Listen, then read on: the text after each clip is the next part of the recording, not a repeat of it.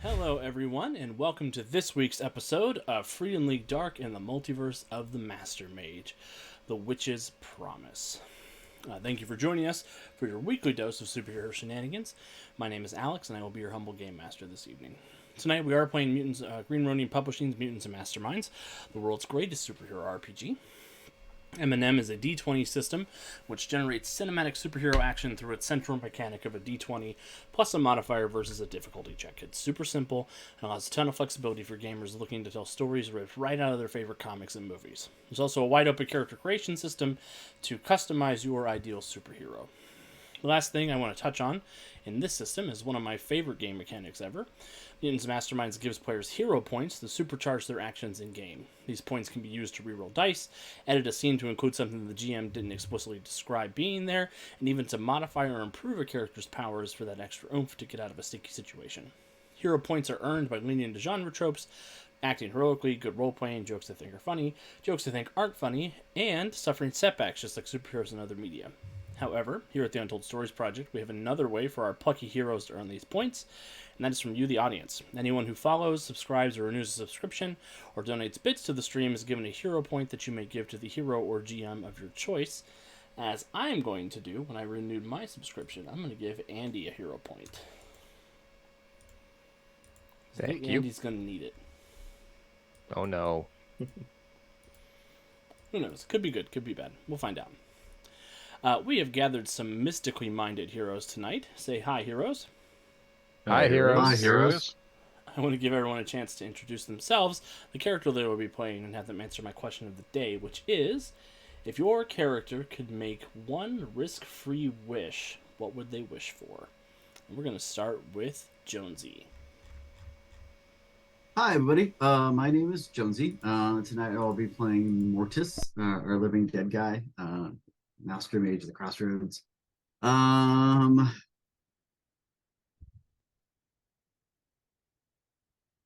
and I'm a little stumped by this question. Because he always assumes that there's strings attached. Um,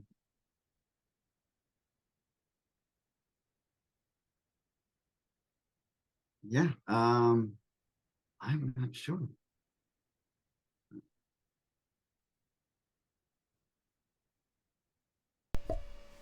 Way to throw me in this under the bus there, Alex. Sorry.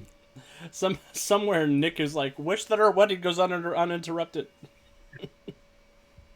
Yeah, but see, yeah. I mean, wish that Nick had a physical body. Um,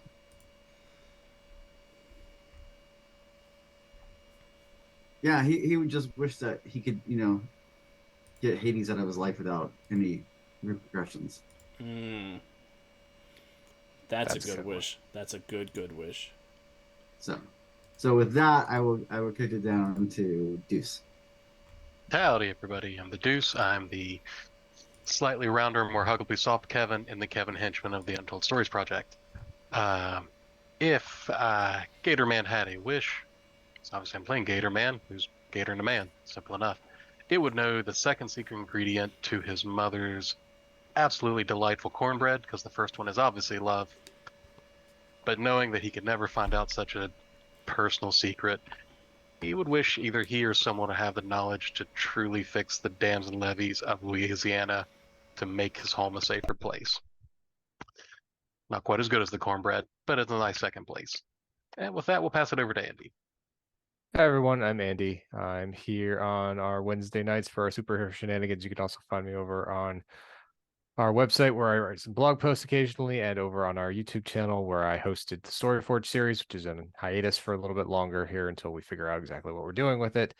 Tonight I am playing Resonant, our resident gem mage, and if Gemma had a wish that had no strings attached to it, I think she would only wish to see how things would have played out differently had she not chosen to step away from the hero work and left her friends for almost 10 years. I think she would want to see how that reality played out. Not that she wants to live it or go back. She just wants to have the knowledge of how things would have gone and what would have been different for her. With that, I'll pass it over to Calvin. All right. Hey everybody, I'm Calvin, and tonight I will be playing Bowman, the agile archer with the awesome ray of arrows. And if he had a risk-free wish to get whatever he wanted, I mean, there's a few different things I could think of, but I think right now, what he would probably want is to be able to bring Auntie Sophie back. Not like for his own sake, but more for like, there's like a universe and a pocket universe that sort of need her more so than he needed her to die for him. And he would still, even after after all this time, I mean, how much time it's actually been, he would still feel it's pretty unfair that that universe lost a hero for his sake, and that there's a whole other pocket universe that needs whatever it is that she did there. Awesome. I'll pass it back to Alex. Somewhere Bowman's dad is like, the fuck? That was on the list. Oh, good. But then that would also be just for him as opposed to for That's two fair. universes. Bowman very rarely does anything for himself other than enrolling his kid at boarding school. And then not checking in on them. What? No, he's fine. He's Is he, doing all though? the same things I did, so he must be fine. It's I was called never- tough love. I was never in danger at the Claremont Academy. And as you may have noticed, Kat is not with us tonight. Kat is at the beach enjoying a little bit of R&R, but she did answer the question in our Discord, and I'll give that answer now. She said that since Centuria would wish that her universe never got destroyed, and she was still living her normal life back in that other dimension. Which she then had to clarify as normal superhero life, because Yes. what superhero is normal? I told you. Sipping tea on the front porch of your deck while relaxing after a long day of beating the heads of bank robbers. Normal. It's a good gig. Mm-hmm. Awesome. Well, I think without further ado, we could probably just dive on in and see what happens, huh? So, previously on Freedom League Dark and the Multiverse of the Master Mage, not Guardians of Haven, Alex, our heroes managed to perform the ritual that allowed them to travel into the Dark Dimension, alongside Wong, who acted sort of as their bathysphere. They're sort of the bubble that they had to travel around in to make sure that they were not consumed or devoured by the all-encroaching entropy of Dormammu's dimension. While there, our heroes discovered that things were not quite so peachy keen for old Dormammu. He was experiencing an invasion of his own in the form of the Terminus. Omega and Dormammu were engaged in significant battle with one another, and there was an old enemy there profiting off of the situation, Tarvon the Undying. Tarvon was the possessor of the Darkhold, and he used a spell to absorb the energy of both Dormammu and Omega to become probably somebody's boss somewhere else in the USP universe. Because our heroes said, F that noise, they took the Darkhold and they ran away. Not it. Bravely ran away. Bravely ran away. Strategic retreat, because our tactical advantage was having the book and dealing with the problem that we had to deal with. Yeah. We Dormammu was succeeded not with your minimal problem. effort and maximum return. Win. Everybody here has good resumes, I think. But they captured the Darkhold, they spoke with Wong, and they brought it back to the Marvel Universe in the hopes of beginning the ritual that can bring order back to this dimension and lock the Vishanti safely away from Adrian Eldritch so he's not able to get the eyes of Agamotto. They headed off to the Weapon X facility, where they were set upon by the worst Doombots in the history of Doombottery. And Doombot Richard was his name? Doombot Dave. Doombot Dave, that was his name. Doombot Dave, they were all defeated and destroyed, and He did his best. yeah. Oh, it was Doug. It was Doug Doombot, because it was Doug Dimmadome. Yes, it was Doug. Doug. It was Doug Doombot. That's right. I Cheer could him not on. I could not roll above a 10 like all night, except for the critical hit that got interposed. But that's okay. I'm not here to win. I'm just here to have a good time. Our heroes, after defeating the Doombots, Doctor Strange emerged from a portal, presumably from Atlantis, with the Time Stone in hand, and that is sort of where we left our heroes off. So they have the Darkhold, they have the Time Stone, they're in the Marvel Universe. That is where we were picking things up this evening. But before I forget, there's one thing I forgot to include in the intro, and that is our partnership with Norse Foundry. Norse Foundry has partnered with us to give our viewers a 10% discount on any orders that you do over there. And you can use the code USP Norse to get 10% off anything you order there. And during the stream, we will have a Norse Foundry roll to determine something neat and cool. So, thank you, Norse Foundry, for partnering with us, and let's get started.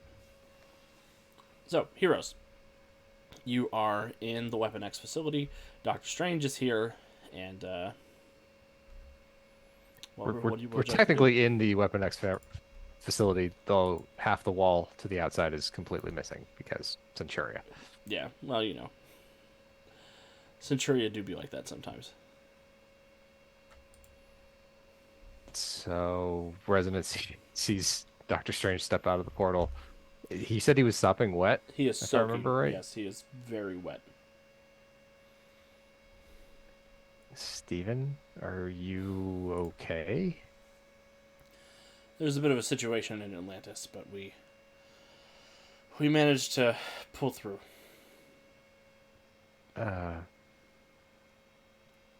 We should probably tell you about the situation in Dark Dimension, but can we not do it here? Seems the bad guys kind of know. Yes, we should probably abscond where we are before the Doombots return in greater numbers. Great. Do you know where the rest of them are holed up? No, I sort of thought they were going to be here. They did contact us earlier, but I didn't want to put too much information out there because I didn't know if they were compromised as well. So we need to get in touch with Hawkeye again. Yeah, I'll give him a call then. Strange will sort of look over at Bowman. You're a spy, right? Do you know how to do that spy stuff that Hawkeye does? I mean, you might have to be more specific, but I know how to do the things that he does. Not the bow and arrow thing, the like dead drops in the safe houses and the secret codes. Yeah, I've been around. Okay. I knew every archer is a spy in every universe. Comes with the territory.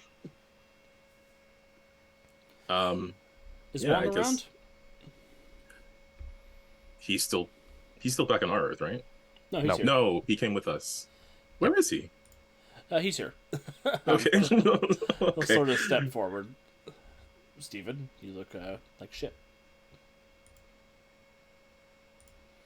Well, you know, Namor's like that.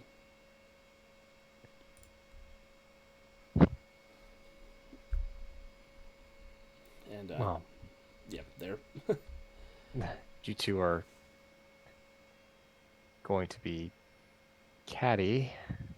I don't know that we have time for that right now. No, just like to remind Steven every now and then that maybe somebody else should take a turn at Sorcerer Supreme. Bowman, any luck getting through to Hawkeye? Yeah, just give me a minute. And I guess Bowman will try to contact Hawkeye through the same line that he was trying to contact us from. Okay, and you're trying to mask the signal? Oh, yeah. It feels like an technology or an expertise espionage check. Maybe a deception check. Ooh, my deception might be all right. Let me... Oh, my technology is better. I will use technology. It's not great, but it's an 18. 18. So you're you sort of get on the spy arrow and start communicating. you put a couple of false signals out, and you think you've done a pretty good job of scrambling the code from people who are not the intended recipient.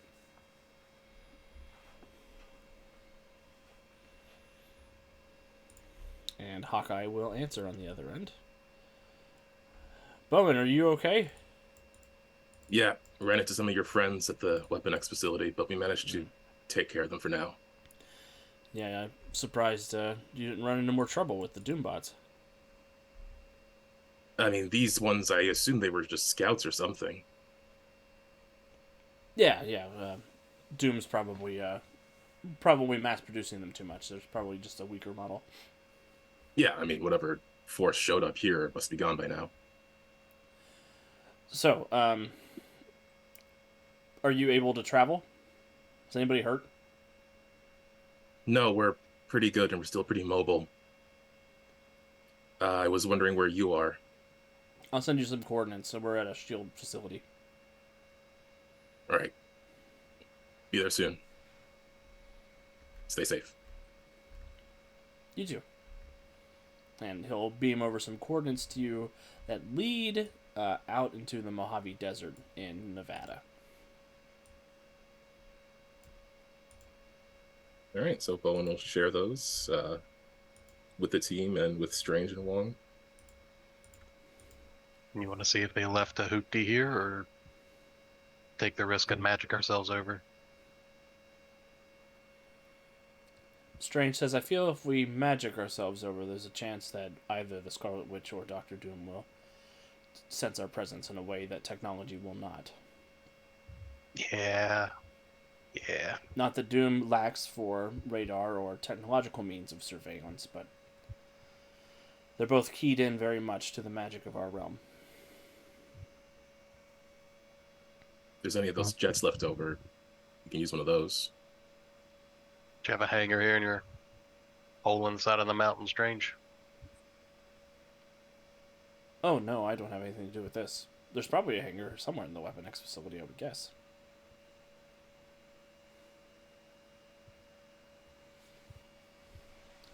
Guess we're checking the visitors map.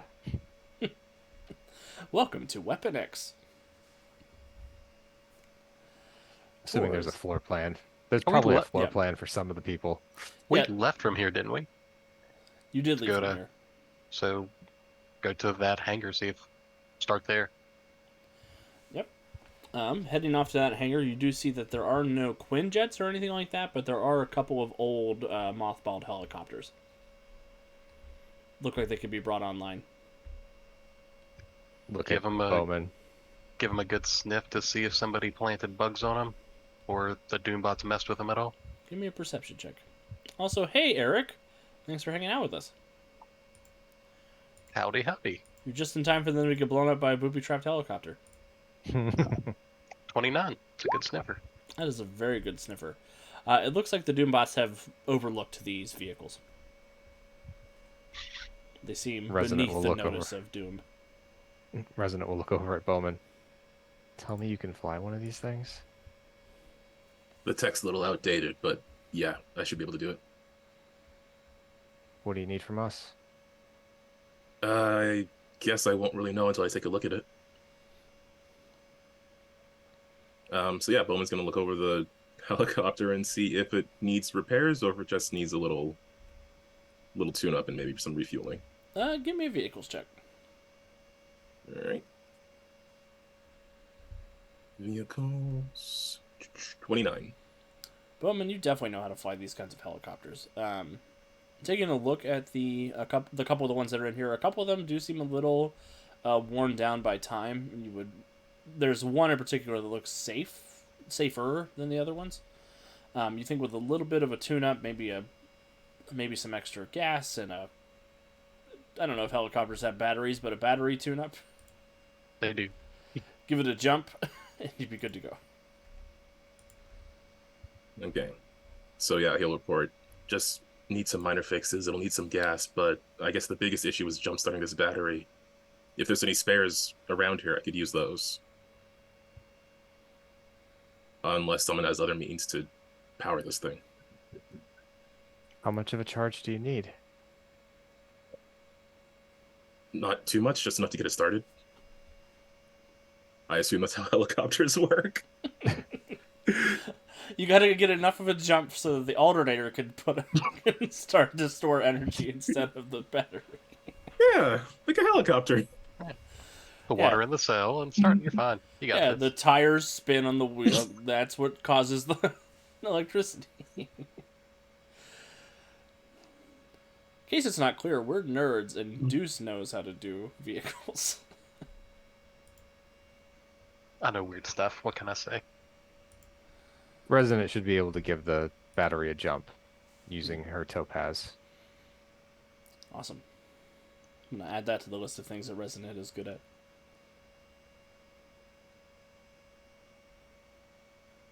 All right. Well then let's look for the fuel and whatever tools we need to get this thing in working order. Oh, Eric, it's totally okay if you don't stay too long. I'm glad you're able to start catching up. I started putting the Frequently Dark episodes on YouTube, so they'll be coming out at a pretty regular clip. And thank you for subscribing. Yes, and thank you for subscribing. You do get a hero point that you can give to the player or game master of your choice. But Resonant, you pour some of your mystical energy into the helicopter. I'm assuming Gator Man and Bowman bring over some cans of petrol and you start loading it up. And then Chem mechanics. I can do this right. yeah. That's true. I appreciate that, Eric. I will use this hero point only for evil. That's what he does.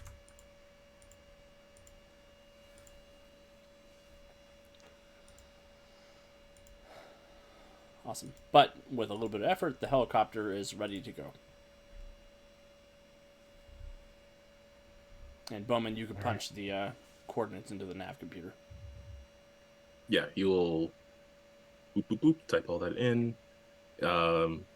With helicopter noises. Boop, boop, boop. And hopefully the hangar is able to open and everything, and yeah, he just wants to get going as soon as possible Awesome. before more of these bots show up. Yep, everybody loads up and you're able to take off. It's probably a 5 or 6 hour flight from Canada on down to Nevada, I would guess. That's what I'm gonna say. And Bowman, you do notice that there's not a lot of radio chatter as you're sort of flicking through signals.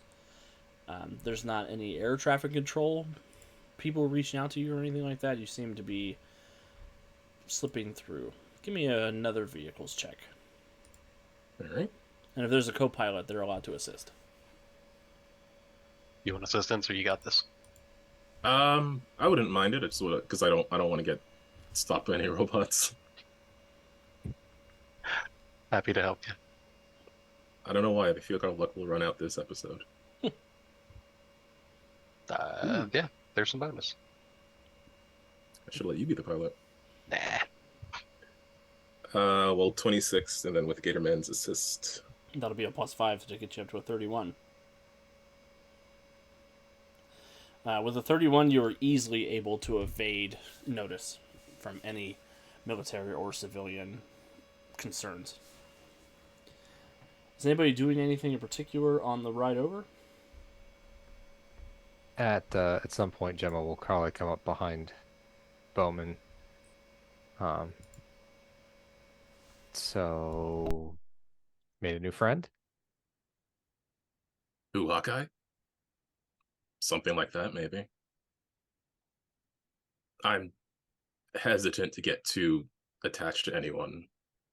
Regardless of what happens, we won't be staying long.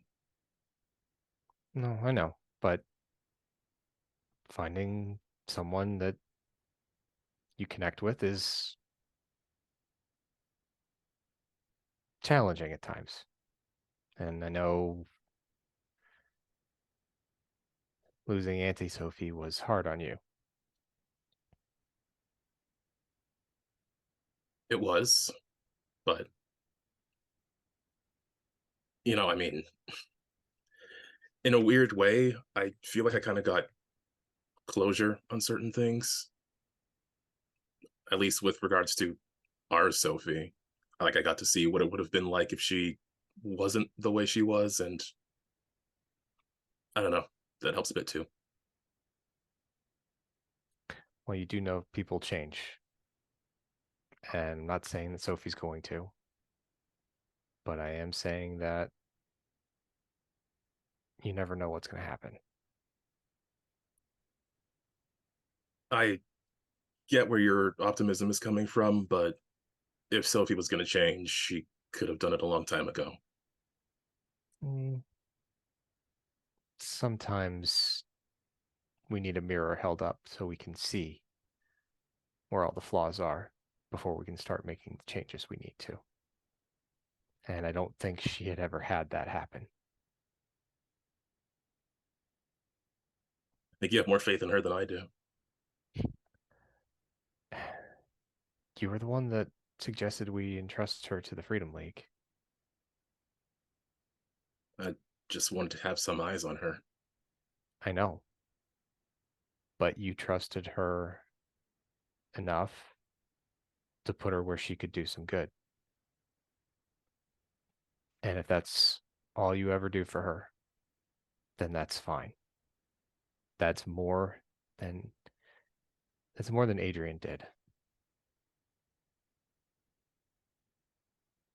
He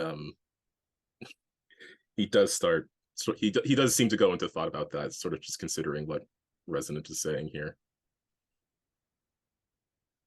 You you might be onto something.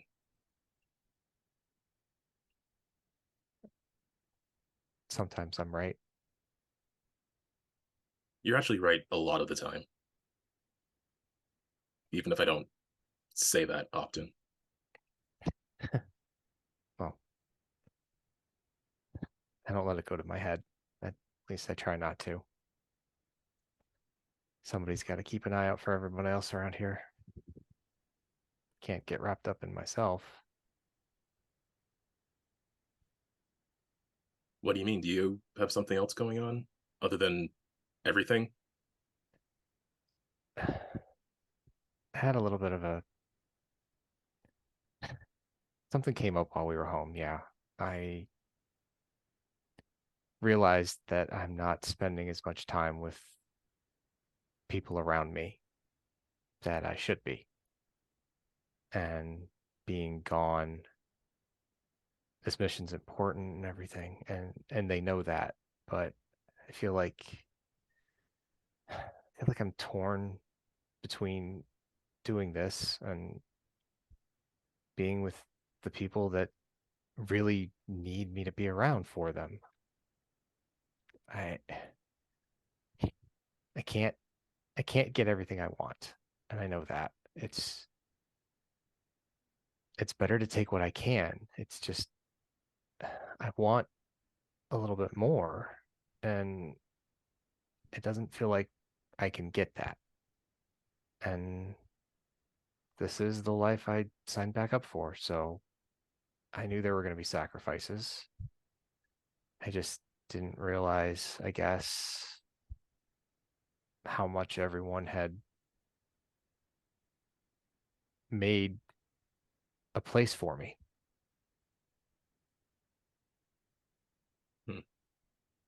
Feel like I'm the last person who should be giving you any advice on that sort of thing. But for what it's worth, at least it's I mean, I hope you still hold on to the fact that they know you care, even if you're not around as much as you want to be. It's hard to do that, but yeah, that's what I'm trying to do. Speaking of, you should probably talk to Jason when we get back. Talk to Jason about what? Just check in, see how things are going. He's been at Claremont for a little bit now. You remember what it was like. I remember what it was like. Having someone to check in on you is not going to be a bad thing. Fair enough. I kind of assumed he would be doing fine on his own. This whole thing is new to me, and I was so used to letting Jason just do his own thing. I Well, don't know if I'm not entirely sure how all of this should work. I don't think anybody ever is really, right? I mean, nothing ever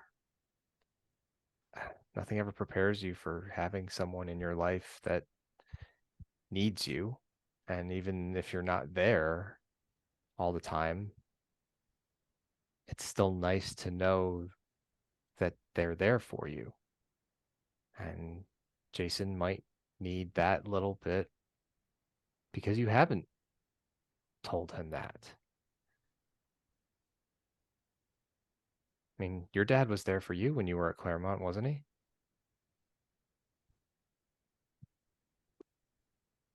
I spent a lot of time trying to do my own thing at Claremont. I maybe didn't connect with my father as much as I should have. If you feel that way, then maybe you need to be the one that reaches out to him. Jason, I mean. Yeah. Well, next time we are back on our Earth, I'll make sure to. I'll visit him in person. He'd probably like that. Just call before you show up. Yeah, I definitely don't want to embarrass him in front of his new friends.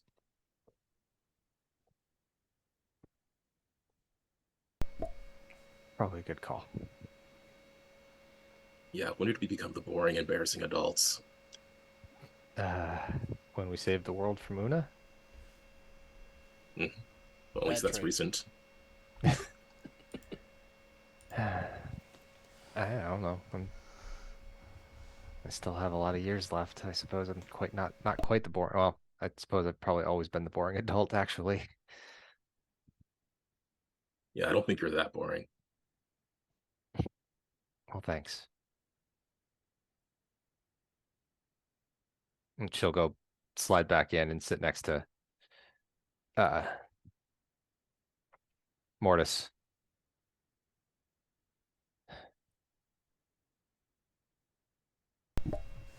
Gatorman, any comment with that conversation happening while you're flying the helicopter next to Bowman? I'm just going to awkwardly fly it the whole time. It's like, this is not the conversation for me. Fly casual, fly casual. Got it. It's like if it gets too awkward, turbulence, but no, we're okay. No, see, Alex, the conversation would have been private because everyone has to wear the headphones and microphones because it's too loud on a helicopter to otherwise hear anything. That's true. That's true. Except the mic was turned on and we all heard everything. Is that what this button does?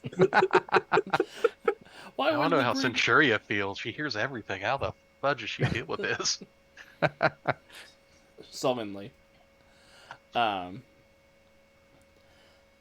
the back of the helicopter, Strange and Wong have the Darkhold and the Time Stone between them, and they seem to be deep in thought about what the best tool to use for this situation is. And Strange and Wong will both look at Mortis and Resonant and ask if they have any insight.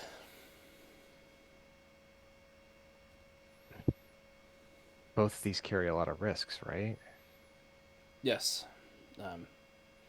With the Time Stone, we could reverse the time stream back to the point before Doom was empowered with the Vishanti and before Wanda was possessed by Chthon, but there's no saying what would happen in the branching timelines. Or if it would be safe for your Earth with our planets and dimensions so entwined as they are at the moment. But the Darkhold comes with its own concerns. It's a book of powerful evil. It has a habit of worsening whoever wields its abilities. But the Darkhold does have a spell in it that will allow us to separate Doom from the Vishanti and pour the Vishanti into Steven for a brief moment until we can put them to their resting place. That's the point in the process that'll be the most vulnerable.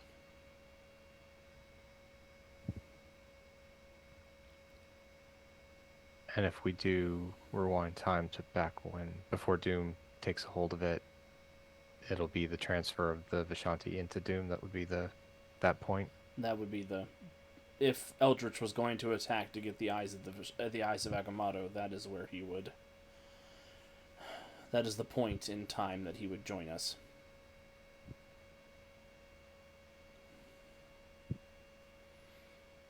It's not to say that he wasn't the one who messed up the ritual in the first place and gave Doom the power.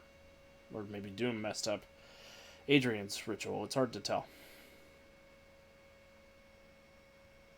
Well, Mortis, what do you think?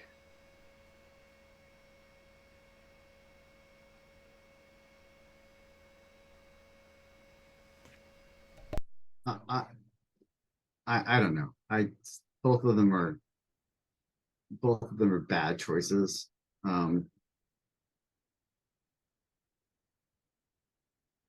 Of the two, I'm more comfortable with the Darkhold approach, only because it's closer to things we already understand, at least arcane wise.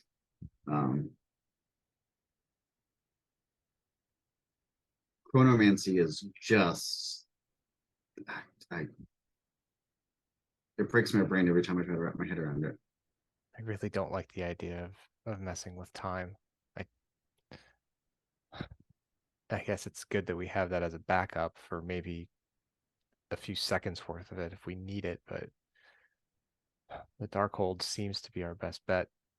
Do we need to use it to channel the energy when casting the spell? Is that the only way that the spell would work? Just the knowledge of the spell is what causes the problem.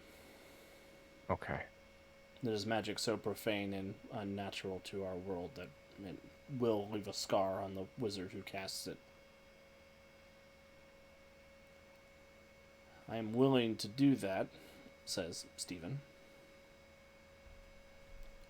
This is my world that we're trying to save, and if I have to be the one to absorb the energy of the Darkhold, then that is my responsibility as the Sorcerer Supreme.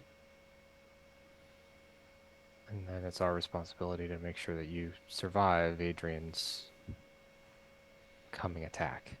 Yes. But you also have to be ready to host the Vistani. Yes.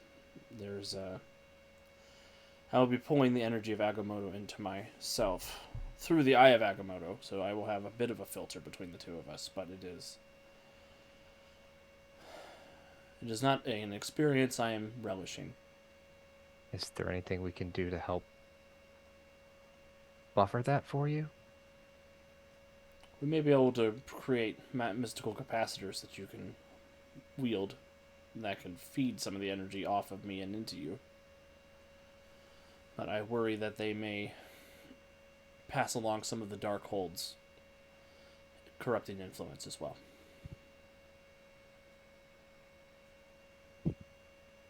Doesn't make sense for you to be the one casting that spell if you're also supposed to be focusing on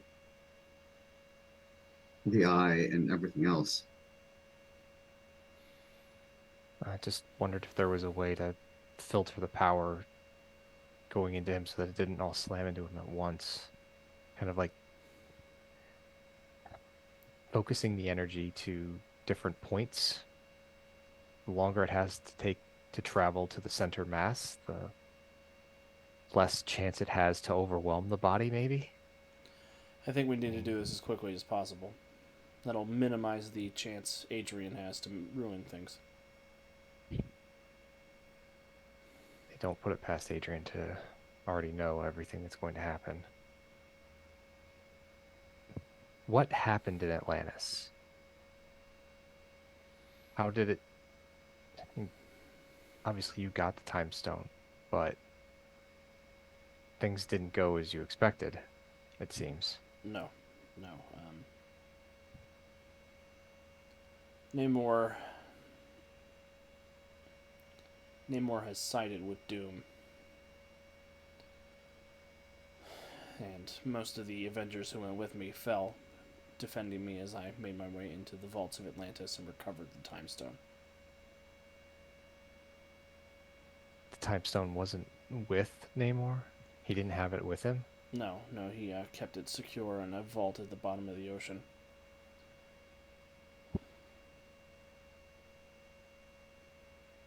Kind of place that not very many people can get to. Except a multiverse traveling wizard who's hell-bent on destroying all of reality. Yeah, it's we really need to reevaluate his membership in the secret society. I'm just... And she'll look over at Mortis. I'm a little worried that the Time Stone's a plant.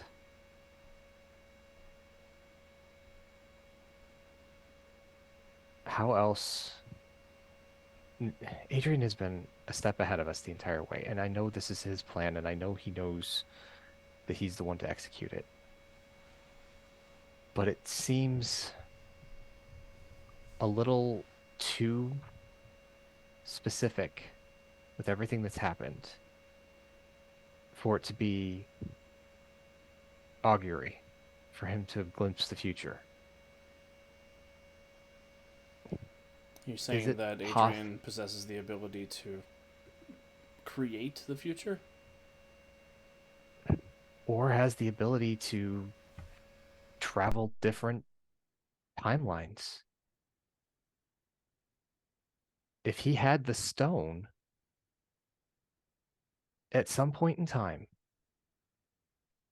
and used it to travel to the timeline where things worked out exactly to his favor, then he would know every step that we're taking, every precaution that we put in place. Why else would Namor put the stone away? He could have, it's safer in his hands as a bargaining tool against Doom. Wouldn't you think? That is potentially true, unless Doom came with an offer that was too good for Namor to refuse. Doom, from what you've told me, that doesn't seem to be his MO. No, it would be a trick. It would be something that he would be offering just to keep Namor at bay until he was ready to march on the ocean. But I don't know. I shudder to jump at ghosts like this. I know, but that's kind of how we've been reacting. Mortis, does this remind you of Hades a little bit? Trying to circumvent rules and everything. You know him better, but just it feels from some of the stuff I've read off of the Freedom League's files, this feels similar at the very least.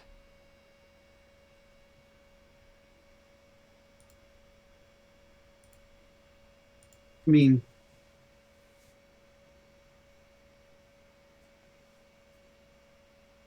to some degree, but I mean,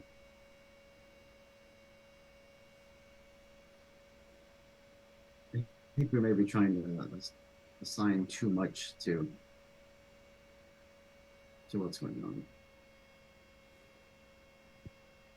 Sorry. We can I'm always just trying to be prepared. We can always test to see if the time stone is real. I mean, I don't doubt that it's real at this point, but I just worry the fact that I shouldn't. The more I jump at Ghost, the less I trust myself, and the more my overthinking is going to cause us problems. I'm sorry. There's a lot. It is a frightening thing that we are engaging in. There's a lot of risk involved. It is a very capable opponent we find ourselves pitted against. but you're smart, resident, capable, and you have a good team with you. I wouldn't be as far along as I am without these guys, and she'll kind of bump shoulders with Mortis. And if everything goes wrong, we'll just feed him to the alligator, right? Thumbs up from the cockpit.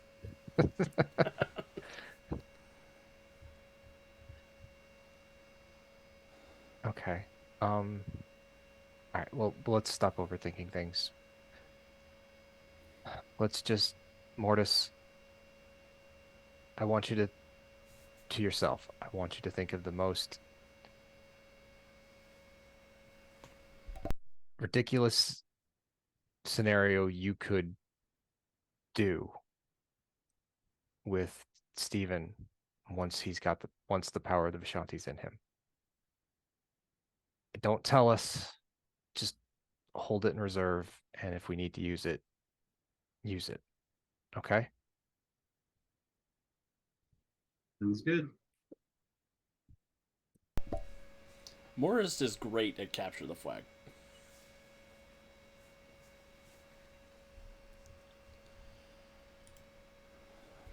But Stephen Wong will say, so the Darkhold is our play. I think that's, if not the safe, it's not the safe bet, but it's the safest bet.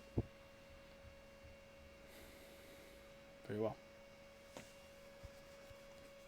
And Stephen says, I will go and meditate and prepare myself for this. And he hovers off of the ground of the helicopter and starts channeling his energy into the Eye of Agamotto, and the Darkhold floats in front of him and opens with a very discordant hissing noise. And shadows and whispers fill the space that Stephen is in, and he begins to commune with the Darkhold. Wong says we should probably clear out of this compartment. There's not a whole lot of room here, but No. It's too bad we couldn't steal Blackbird. Or Quinjet. oh, We could all have Iron Man suits, that'd be fun.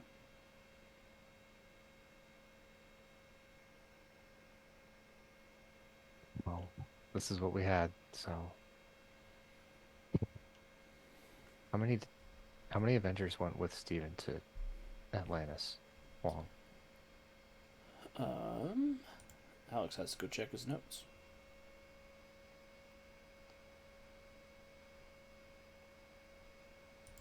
There's a decent about.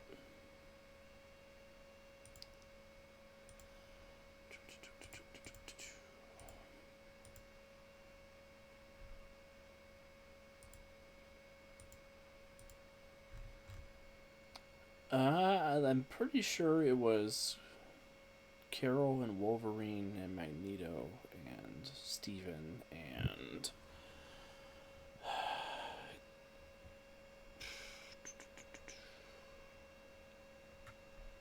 there were 5 or 6 of them that went. So Wolverine will be back. Once he finds a way out of the bottom of the ocean, yeah. He just couldn't swim up. He weighs too much. He's walking across the bottom of the ocean. I hate this, I hate this, I hate this. But I'm pretty sure most of the heavy hitters went with Steven. I'd have to play the Okay. I'd have to play the footage, but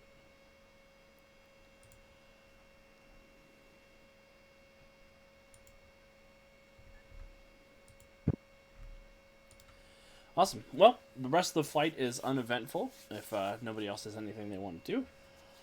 And you come down into the Mojave Desert. You notice that you're coming along a very long, flat stretch of land that terminates in a city, a small town, perhaps. Looks very much pulled right out of the 1950s. There are orderly lawns. There are little white stucco houses, 1950s style cars in the streets, and mannequins sort of dotted all over the place. In Town Hall, you can see that Hawkeye is standing out on the steps of this fairly typical City Hall building. It's built of stone. There are sort of the Greek-style columns on the front of it. He's there with his bow and arrow, looking a little antsy. Yeah. Bowman will look for a place to put the helicopter down gently. And get a move on once it's on the ground. Welcome to Decoy Base, says Hawkeye. That's what S.H.I.E.L.D. called this place anyway. We're Wait. we're set up underground. All right, well, let's get down there. I want to be out of sight just in case. Can we do anything about the helicopter? Like, hide it? I don't think we can do anything to hide it. I don't know. I don't know what they have here. He'll sort of look at the helicopter. He might be able to put it in a barn, maybe.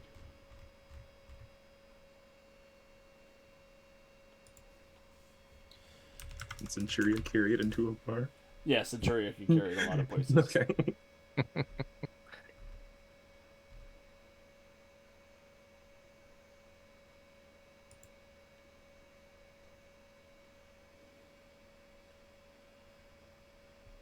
Good thinking, Fletch. Just being extra cautious.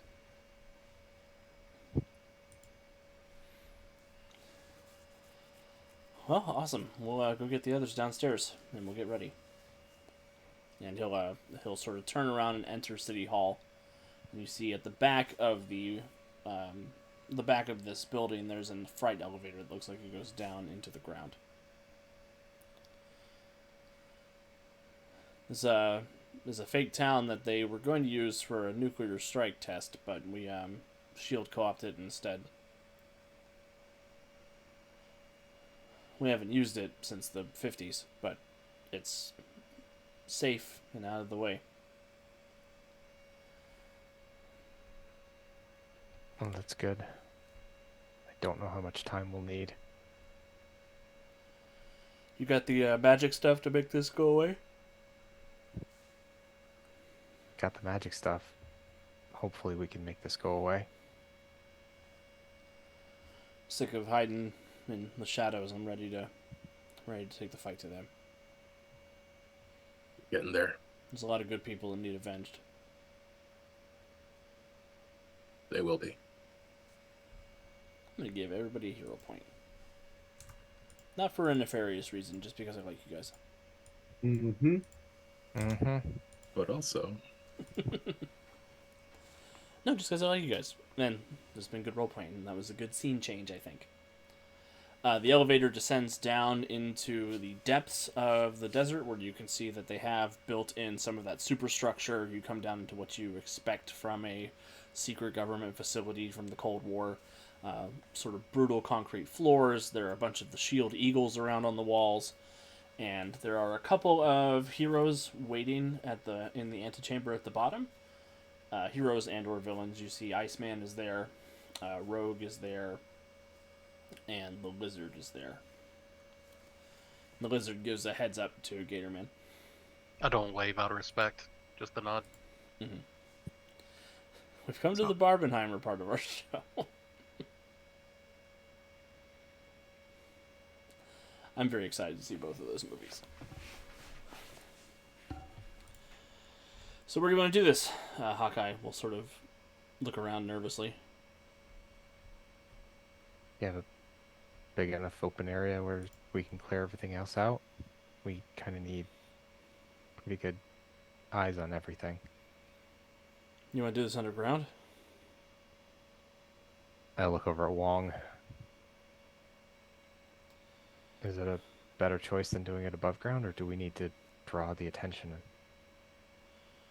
Wong sort of looks nervously at the ceiling and the earth around him and says, "I would prefer to have this fight above ground,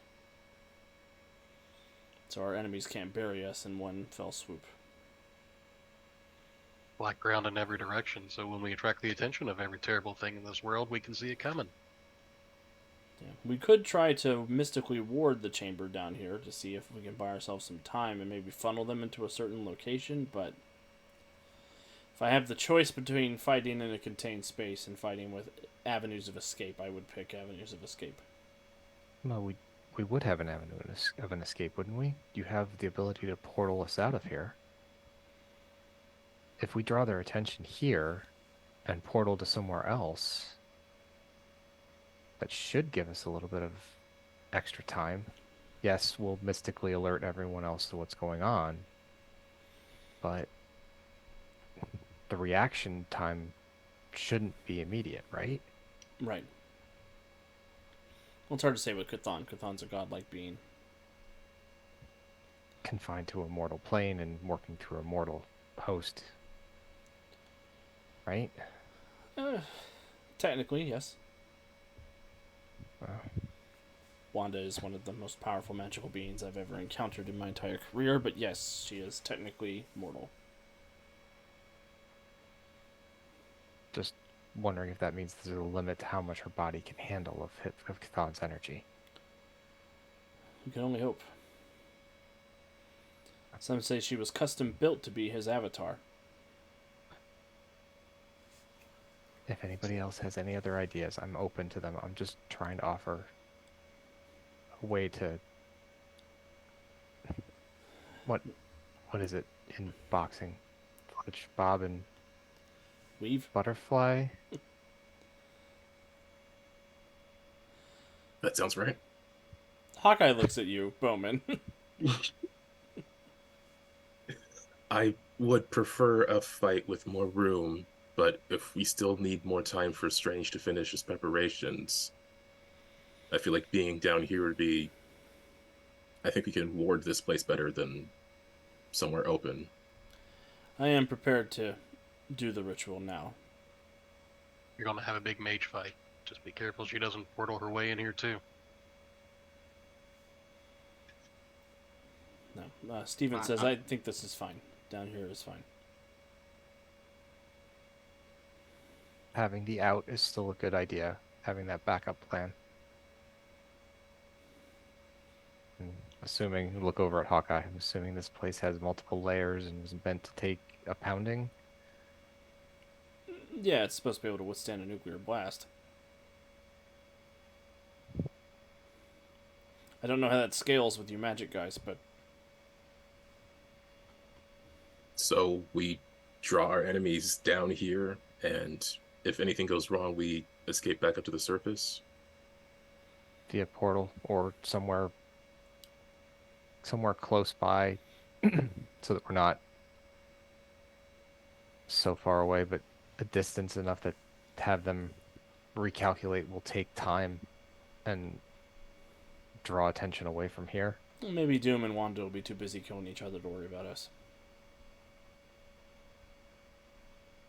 Mortis, you're able to escape if we need, right? Theoretically. Think we can pull a similar stunt to what you did with Tarvon? Definitely try.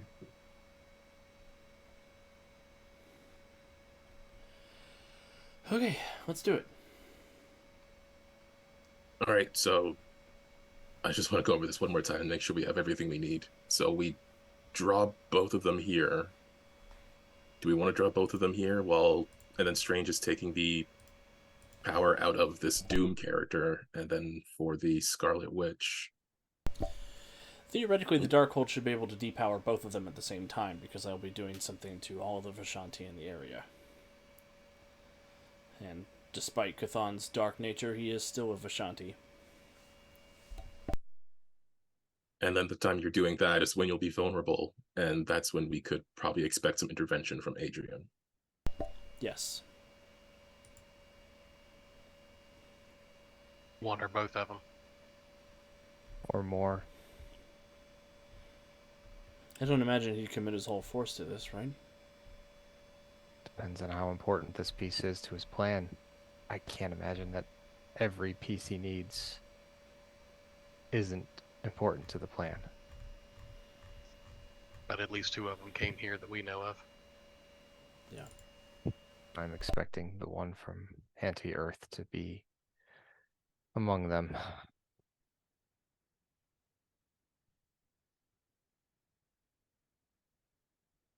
And how long will this draining ritual take, or will you not know until you get started? I won't know until I begin. But I will try to do it as quickly as possible. See, a wizard's not one of our wizards. We punch it in the mouth. All right. It's a simpler version of it, but yeah. Punch them from very far away. says Bowman. That's what the boxing glove arrow is for. Yeah, hopefully you have some of those, Hawkeye. I don't know if you have those on your Earth. It's an arrow with a boxing glove on the end of it? Yes, How essentially. How does it maintain its aerodynamics? Well, you just have to balance the draw weight. And you'll go into some archery terms that I can't think of at the top of my head. Gatorman just flicks Mortis's elbow and goes, "Look, arrow measuring contest." It says, I've actually got an arrow that's tipped with a diamond to penetrate anything. Oh, I've got one of those too. I've got an adamantium arrow that I can kill Wolverine with. I don't think adamantium is a thing that we have. It's the strongest metal in the universe. I'm gonna have to borrow some of that. Yeah, of course. And you'll have to show me how to put a boxing glove on the end of my arrow and it doesn't fall down as soon as you shoot it. If we live through this, it's a deal.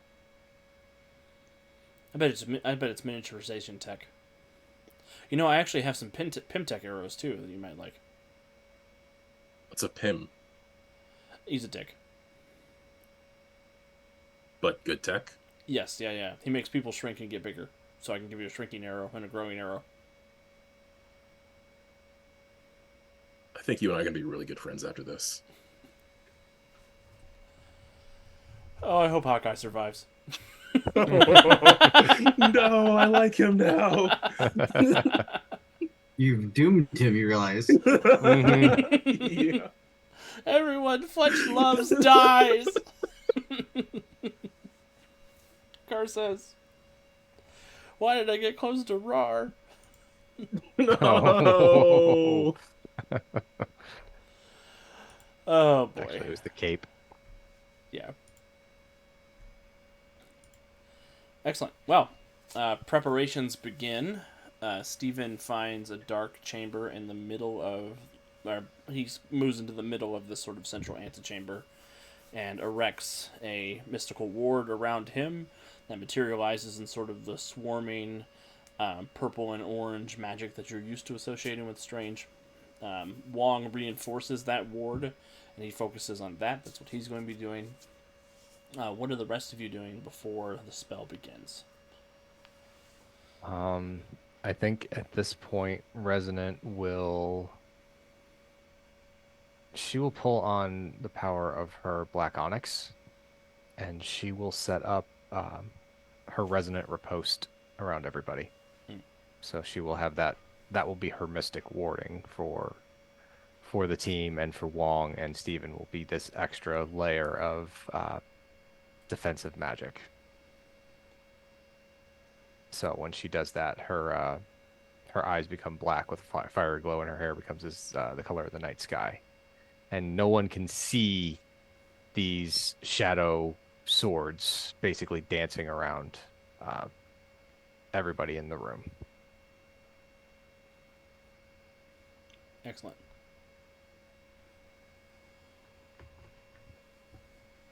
Mortis? Mortis is going to break out the Soul Stone, Heck yes. and he's going to go over to the side of the room and doing his ghostly bit. He's going to float there for a moment, focusing on let the stone float up, and for a moment. He's going to focus on it, and it's going to spin and swirl and then embed itself right in his forehead. Give me an insight check when that happens, Mortis.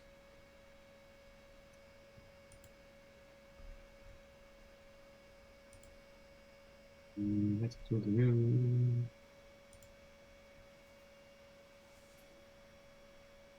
don't want a crossroads check? Nope, I want an insight check. Insight. There you 27. go, I Jonesy. literally can't. I can't do any better than that. I literally cannot do any better than that. Good job, Mortis. Mortis, as you embed the soul stone in your forehead and you focus on its magical energy, you get the sense that the soul stone is trying to tell you something. All right, listen. It's hard to make out, but you sort of get this almost alarm that passes through your forehead and into your brain. My cohort, something is wrong. Can you give me some more to go on? There is another one nearby, correct? Time stone. Another stone. Something is wrong.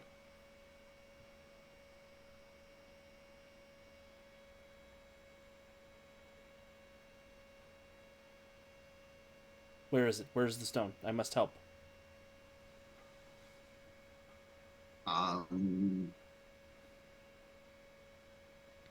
Look around.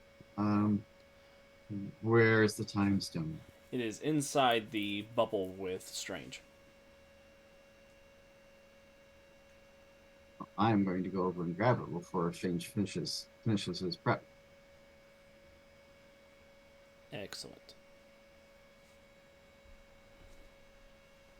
Mortis, you fly over, and are you just snatching the stone, or are you asking for it? What's happening? No, Mortis is just going to reach in and grab it. When your hand collapses around it, the soul stone in your forehead begins to panic. Damage. Damage.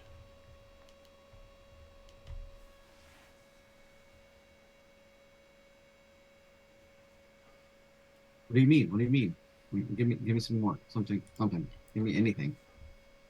The stone is damaged.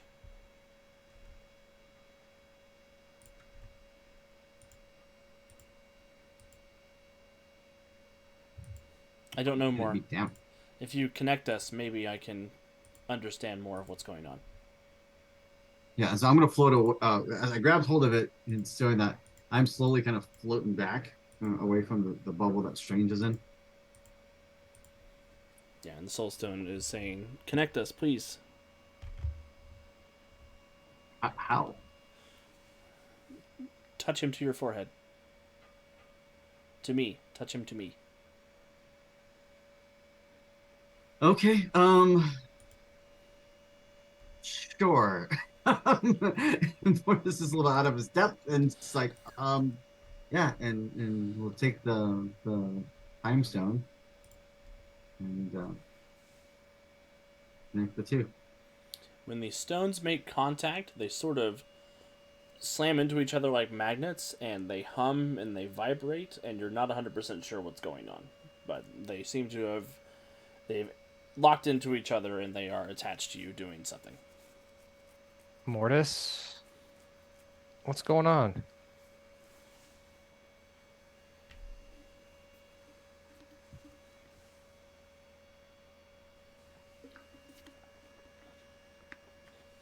I don't know.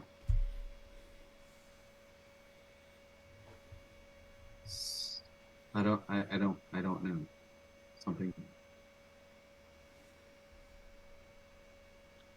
Something's wrong. Everybody be ready for anything then. And Stephen will finish the last words of the ritual. The book slams shut, and darkness falls across the chamber, and you see the only lights are the violet lights of Stephen's eyes as he opens them and begins reciting this long string of this unknowable language pouring through his mouth and out into the world. It echoes off of the stone walls, and as the darkness seeps in, somewhere just beyond your perception of the space, two pinpricks of red light emerge, dark eyes, and the energy in the chamber shifts and moves, and there is a tear in reality as Scarlet Witch emerges from the darkness.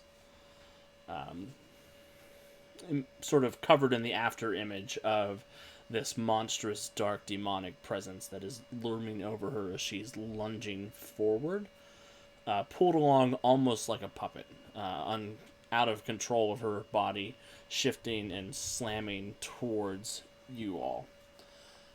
There is another mote of white light that emerges on the opposite side of the chamber, from which hovers Dr. Doom with his arms crossed in front of him, almost glowing with radiant energy. He is surrounded by a swarm of Doombots, and I think that's probably where we're going to go ahead and take our break before we get into this kerfluffle. So, thank you everybody who's been hanging out with us tonight. I don't know what's about to happen, but we're going to have a good time.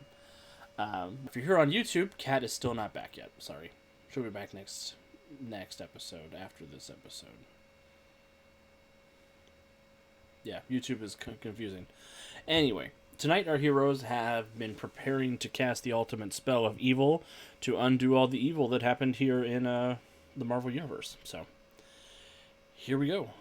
Our heroes managed to make their way down to a shield facility where they ran into Hawkeye, who told them that this is where we're going to go down. This is the safest place we can think of to have this confrontation. Resonant had a very touching conversation with Bowman about how to be a better dad, because she remembered that she's a mom now too. Nope, big sister. Oh, okay. I think the age difference is the same between Bowman and Resonant, and That it's the difference in how Jason and Bowman's relationship is. It's very much father-son. Interesting. But yeah, they had a touching conversation about that.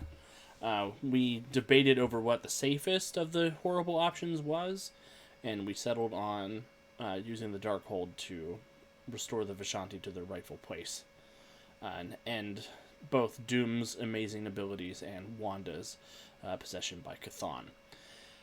They were hoping to use the Time Stone as a backup plan, but the Soul Stone that Mortis has in his possession seems to think that there's something wrong with the Time Stone, and the two gems have locked themselves together and aren't being very helpful about what's going on. Our two antagonists have arrived, and it's time for everybody to roll for initiative.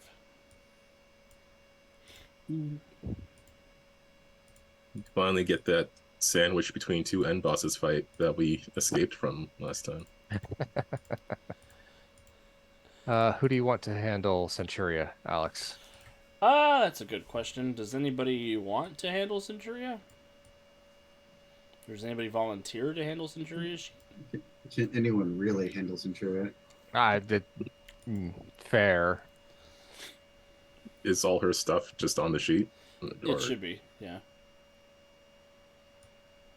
Because I can take over Centuria if we need to.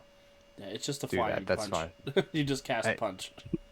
Pretty much. Master Mage of Punch. I'll take Centuria. Okay. And Kat, I Like- promise not to break her. Do not want to be you next time. Yeah, Magic Cat died. She's not here. That's on you. It is on me. Holy smokes. You know what else is on me? Oh my god. I hate this. Okay. All the Doombots have the letter D for their token, because I don't want to use art that's not our art. Okay, See, but if you're I doing hover over something. them, I can see which one is which. Okay, cool. Hmm. Wanda is going to roll a d20 for her initiative.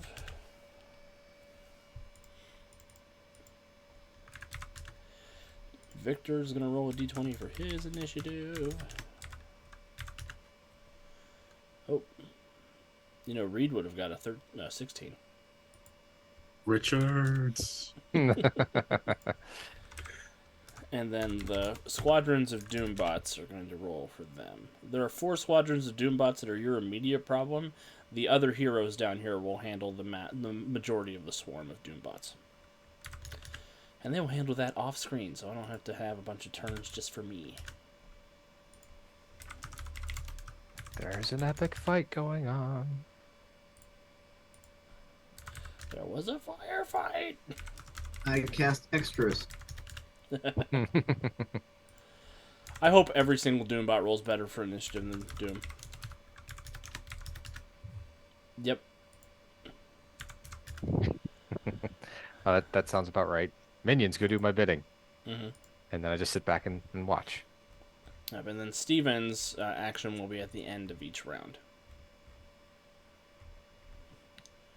What's this? There's a -1 on my token under the Oh, red circle thing there. that was a bruise from last time. Oh, okay. Yeah, everybody should be clear. Cool. Yeah, that was where that one Doombot managed to punch you. Yeah. Before we clean this clock. Awesome. Well, Chthon is going to go first, and Chthon is going to shuffle forward, making its way towards the center of the chamber. And as it does, its hands sort of snap and twist and contort into these mystical gestures, and bands of scarlet energy are going to shoot out at both Bowman and Gatorman.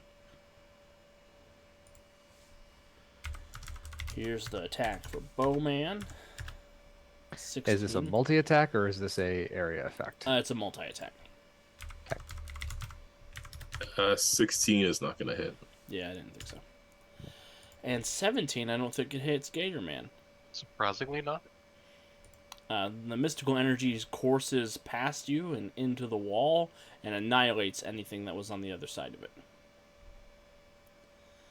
And she lets out this cry of agony and anguish and rage. Doombot Doug Patrol is going to come over here and pick a fight with Centuria. Mistakes were made. They get a... Alright, roll 20, I get it. I'm trying to roll d20s, please. You are rolling d20s, Alex. Yeah, but they look like d10s. 13's not going to hit Centuria, which is very impressive. Yes, that's very impressive. You have failed. You have failed utterly, Doombot Doug. Some Doombots are going to come over here and mess with Resonant.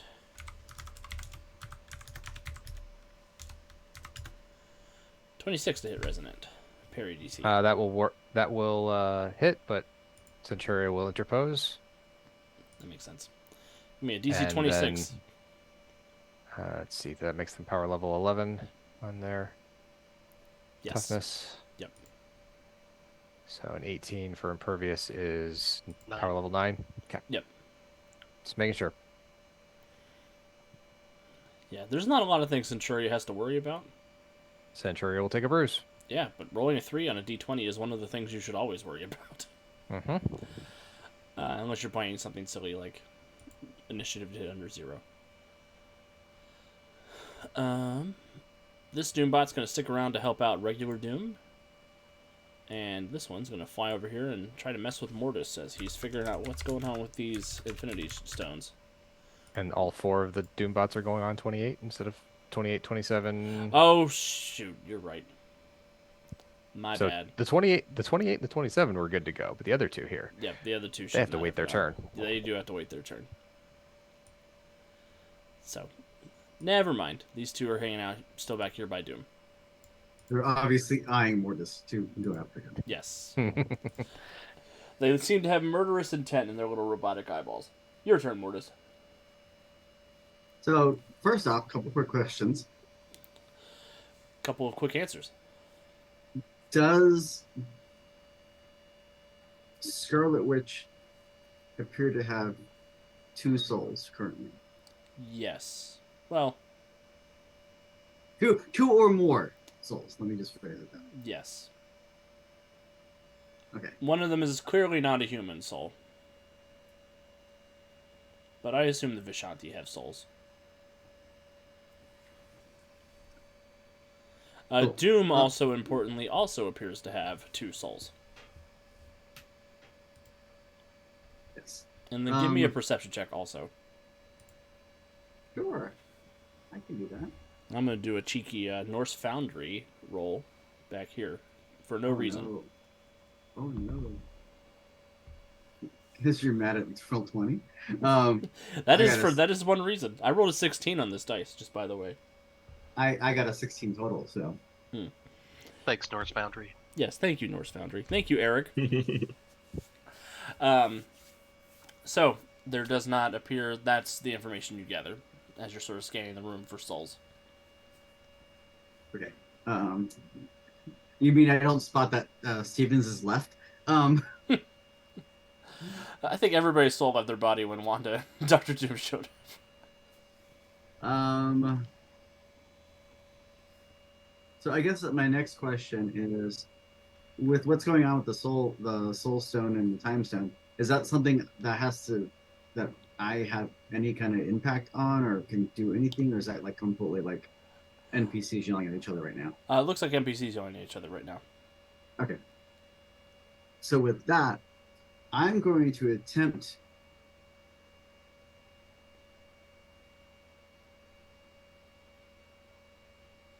Fuck it. I'm going to attempt to leverage the Soul Vault and the Soul Stone and try to get Wanda's soul out of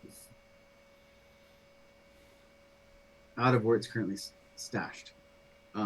Basically, my hope is that and I have hero points to help if necessary. My hope is to basically, like, if I free Wanda from her enslavement, maybe Wanda's soul can help us somehow.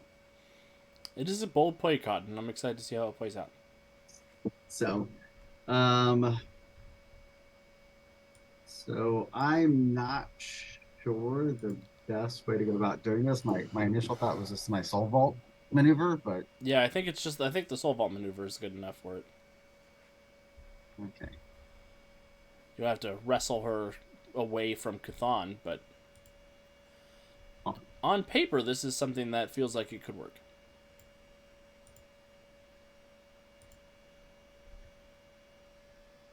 Create the plan, execute the plan. Once it goes sideways, figure out a new plan. And yeah. So with that, Mortis is going to beeline for Wanda, Wanda's form, and as he gets near, he's going to basically open up the soul vault and try to yank Wanda out of there, because F that noise. Intriguing.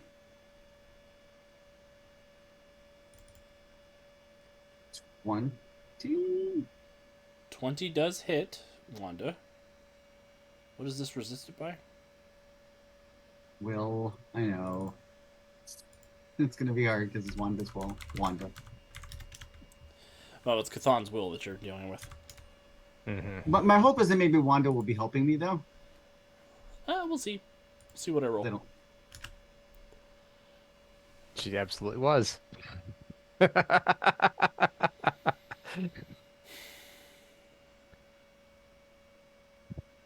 God damn it. For everyone at home, Alex rolled a 2. And he has a plus 20. I have a plus He's 20 still- on this result, and I still failed. By 2 degrees. You know what? Eric gave me a hero point. No. I'm going to spend that hero point to re-roll this dice. Can I spend a hero point to instant counter the reroll? Yes.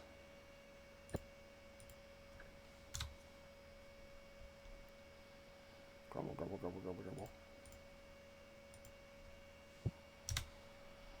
At least I have the satisfaction of deleting the hero point. Yes.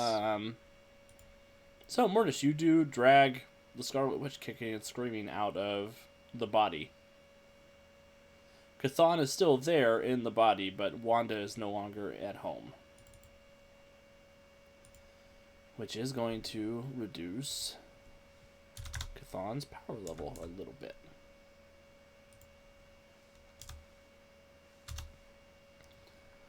Mortis, it's like you don't love me. No, I care deeply about Wanda.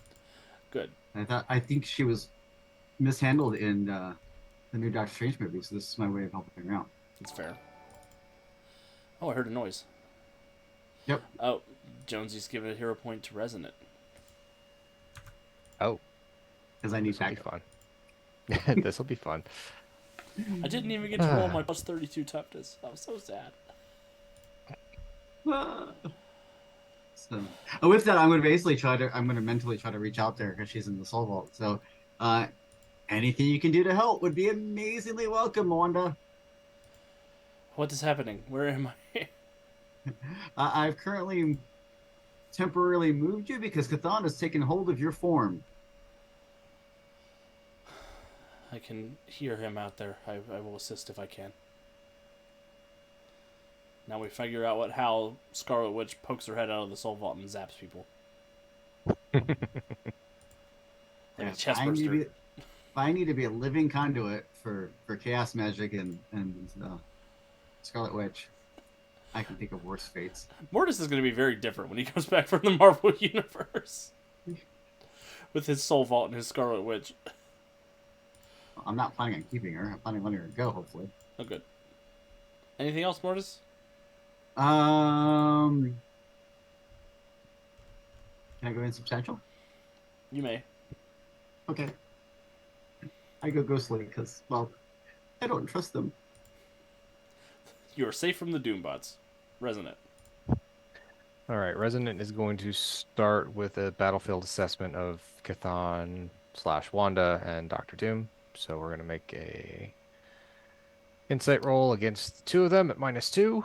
Excellent. Custom advantage for everybody out there in the world. All right, so Chthon 36, Doom 34. And that's what the -2 factored in. Yes, it is. Okay. Chthon's new will save is lower than a +20 now. Womp womp. He fails the 36. And then Doctor Doom fails the 34. You're able to assess that they are a higher power level than you. You're able to get 2 of Chthon's numbers and 3 of Doom's numbers. Right? 11. All right, Yeah. So I would like to know if Chthon has any weaknesses. Chthon does not have any known weaknesses. Weaknesses. Dodge. His dodge is a big whopping 8. Okie doke. Let's see here. Doom. I get 3 numbers, right? Yes.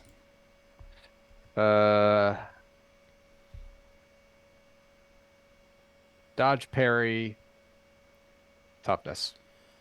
All are 18. Okie doke. I will I'll give you the share that Doombots for 3. They're 11. Okay.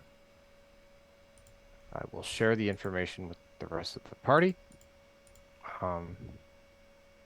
And Resonant will she will spend her action focusing on the Resonant riposte, so she will keep the deflect power up around her allies. Okay. And then she will, by rules, I'm still using the same power from an array, spending a hero point. So I can use the alternate effect of the power, correct? Yes. Yep. By spending a hero point? Yes, by spending a hero point. Making sure. All right, so then Resonant will tear the veil on Doom and probably not going to affect the Doombot. So in this case, it will be on. Let me double check this and make sure what I've got here. Oh, I have to be. Yeah, it's just this. This is just going to be on Doom. Okay. So I will attack Doom with Tear the Veil. A natural 1, I will not hit. So, Oh, good. Well, not good for you, but good for Doom. yes. I mean, Doom's not going to really do much to... It's not going to do much with Doom's will save, but... or fortitude save, so... And this is not a traditional build of Doctor Doom, just for the people at home. This is Doctor Doom empowered by Agamotto. Momoto. Anything else, Resonant? That is it for Resonant's turn. Cool. The ever-loving blue-eyed Gator Man. Time to be a speed bump. Stepped up to the big god Cthulhu and smack it with my shadow tail, because that's what you do when a god comes at you. I'll out power attack for 5. Why not? Mortis, Oh, I like beautiful. the Mortis crown that you mentioned in chat. That's cool. Kathump. 19 will probably not hit. If you're aiming at Cthon, it does hit. It's a 35. Oh yeah? Yeah. I get a 41 for my toughness save. I don't trust it. You That's don't fine. trust it. I rolled Whack. it in the open. What do you mean? Watch it. Don't forget about that. Continue to be a speed bump. Awesome. So Gatorman throws himself in front of the Cthon and becomes a speed bump. We love that for Gatorman. Anything else? Nah, I'm good with that. Centuria. Are the Doombots within 30 feet of each other? The ones by Resonant and Centuria definitely are. So the 2 over here are not the 2 by Doom? Yes. Then Centuria will strike the ground and attempt to disrupt the Doombots near her and Resonant. Doing ground strike. My turn. My poor Doombats. There's no roll for this because it's an area effect. They get a dodge save DC 23. Yep. So group 1 will fail. Group 2 will also fail. DC toughness save DC 28. Here we go, group 1. 2 members of that 4-member group will disappear. As I roll a 22. And I get a 17 for the other one, so 3 members of that 4-member group will disappear, leaving us with 1 Doombot left. Centuria will go fatigued, and she will fly over to Resonance 1 and just crack it across the face. Beautiful. Do a regular unarmed strike. 14's not going to hit. Nope. Okay. But Centuria has 2 luck points if you want to spend a luck point. Sure, we'll spend a luck point. How many hero points does Centuria have as well, too? She should have 2 at this point, yeah. Okay. We'll re-roll with the luck point. I guess I'll spend from here. There we go. Yeah, I'll give you 2 more hero points to simulate her hero points if you keep track of who they belong to. Yep. That becomes a 27 to hit That will hit. for a 33. And I cannot succeed on that. All right, then that takes that one down. And because they're minions, she can fly back over and smack the next group. Oh, you're right. So, Jesus Christ.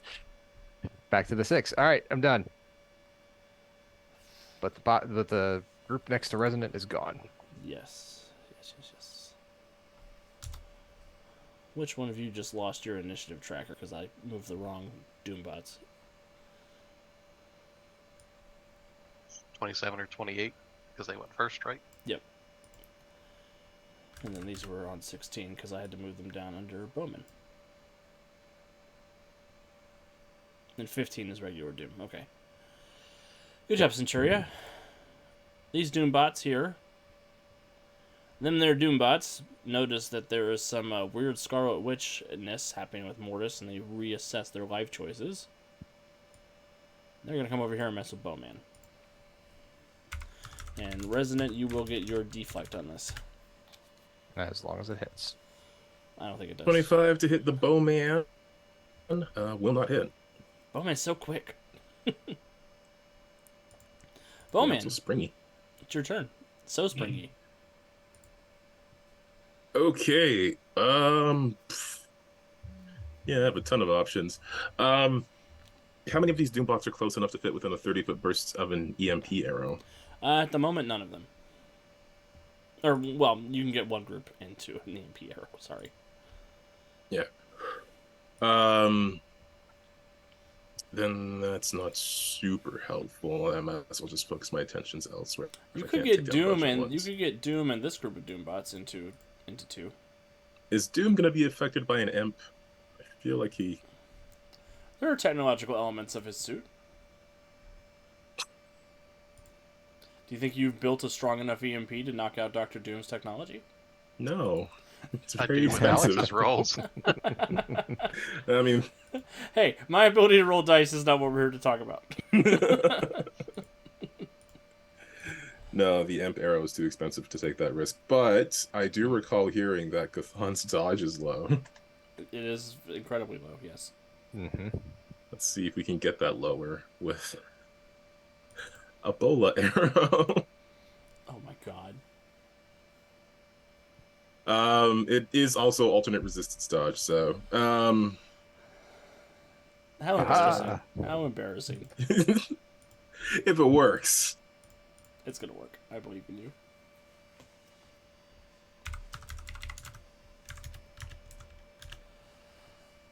Oh, wow. No. I've got higher numbers on my dice. 27. The bolo arrow disintegrates as it comes into Cthulhu's vicinity. Ooh, I don't want to completely embarrass myself in front of Hawkeye. He did notice. I feel like we're not going to be moving a lot, so it's probably fine to fatigue myself now. You do see the text at the top of the screen. It says Hawkeye will remember this. Okay, well, that's even more motivating. I'll Hawkeye's a little busy right now to remember this or even see it. Well, there's a lot of Doombots. I want to try. No, let's try the bola again because it has a higher DC than my other dodge stuff. All right, bola arrow, kapow. It's a pretty good kapow. Do you have improved critical for all arrows or just for certain arrows? I have it for peerless shot. Okay. Hindered and vulnerable as I roll a 20. All right, hopefully that is enough of a setup. Yeah, so she's moving much slower and her dodge and parry are halved. So hopefully somebody with a big punch can go over there and take advantage of that. Anything else, Bowman, or are you happy hanging out? Not really much of a point in. Well, I guess Bowman will just move so he's not like 30 feet, like not in burst range of everyone else. Oh, okay. I'll just put you over. Not in fireball formation. Good. I assume Mortis is like off over here too. Just one insubstantial. March can be wherever he wants. That's true. Alright, some Doombots. These ones are going to do a team attack with Dr. Doom on Centuria. They have teamwork when they're working with Dr. Doom. That's uncalled for. They do get a 35 to assist, which means I'm going to roll a natural 1 for Dr. Doom's attack. But he'll use 3 points of power attack on Centuria. So instead of an 18, he gets plus 15. Gets a 27 to hit Centuria. Still hits. That will be a 15 and 18 is 33 plus 3 is 36 plus 5 is 41. Jeebus. Okie doke. I'll take a bruise. Look how tough Centuria is.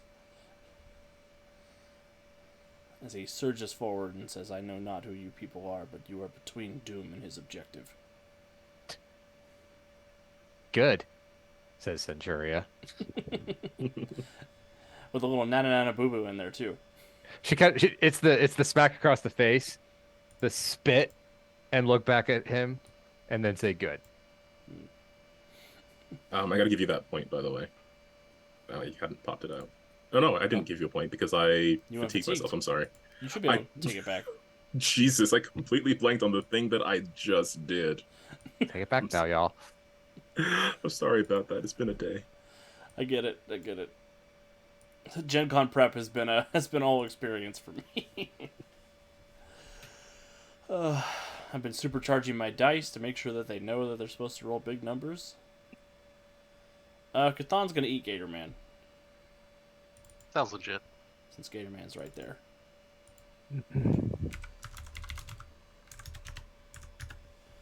22 hit Gator Man's parry DC? It does, I mean, tough to check. Gator Deflect. Man. Deflect. Oh, son of a gun.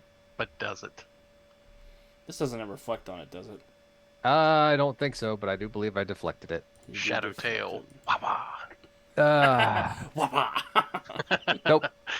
It is literally just to deflect it. Gator Man, your life just flashed before your eyes. You stabbed the Shadow Tail. It's fine. You missed. Mm. I'm the Dark Gator. That would have been a DC 43 toughness save. This group of Doombots, that's Hecla and Centuria, is going to attempt to do a feint. So Centuria, I need a will save or an insight check. Hey, her insight's better than her will, so we'll roll that. 28. She is not fooled by the tricks of the Doombots. They're too much like Omega drones, in her opinion. Mm-hmm. Oh, Steven. I forgot about Steven's turn. Steven's going to roll an expertise magic check.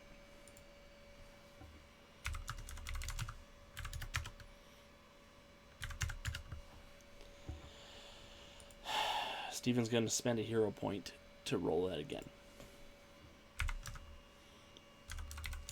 Roll 20. This one is to help the players. Roll high. Wow. Same roll. I said At least 5. at least it's 10 higher. Yes, it is 10 higher. Here comes a 39. The magic is beginning to swirl, and the shadows are darkening around both Doom and Wanda. Mortis, over to you.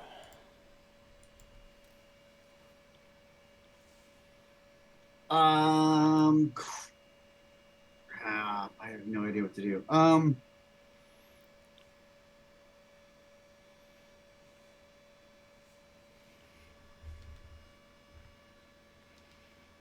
We need to hold Cthulhu back and Doom back. Any suggestions, Wanda? If you could find a body for me, I think I might be able to help. Would a Doombot work? No, it has to be living. Is Hawkeye around?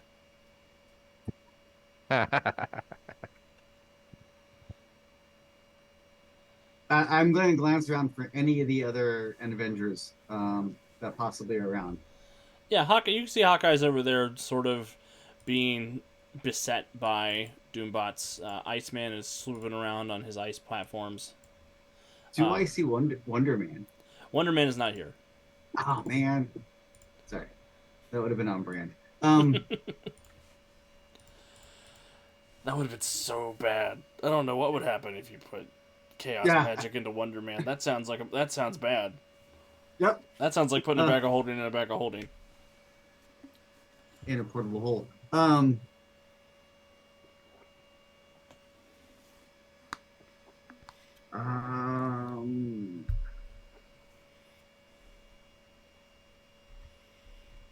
Yeah, I'm going to fly to the nearest Avenger that looks hurt and or unconscious or just, being overwhelmed.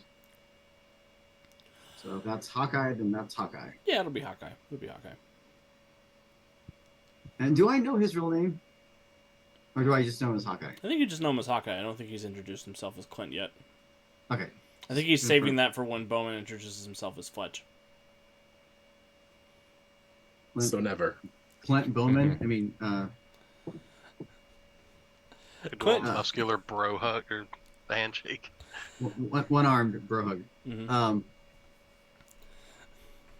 Clint, your name doesn't Hawkeye. have anything to do with arrows. Hawkeye, hate to do this to you, but I need to borrow you. What? And as he turns and goes, what? I'm going to lay on hands and try to, give Wanda a body she can temporarily take over. Awesome. You you fly over like the Undertaker and have Hawkeye possessed by the Scarlet Witch. And she does pour into Hawkeye, and you see his eyes flash red, and he sort of stands uncomfortable for a second and shakes his head. And Wanda's voice comes out of his mouth. Yes, this will do nicely. I will do what I can to stop Doom. He's going to be so pissed at me. You're about to form a multiversal enemy complication. Rivalry, not enemy. Oh, rivalry. Okay. Clint is going to be so pissed at me, is what I meant. Oh, not Doom. Yes. It's okay. Bowman will get him killed real soon, so you don't have to worry about it. So, Character assassination. I am going to, it's just between that and I'm just going to assume that was most of my action and stuff. That was a whole lot. But other than that, I just wanted to peek over at Strange and see if he's doing okay. Basically, if he's going, maybe expertise magic or anything like that, but see if he's holding his own. Is he Give me an expertise magic check. being eaten by the Darkhold?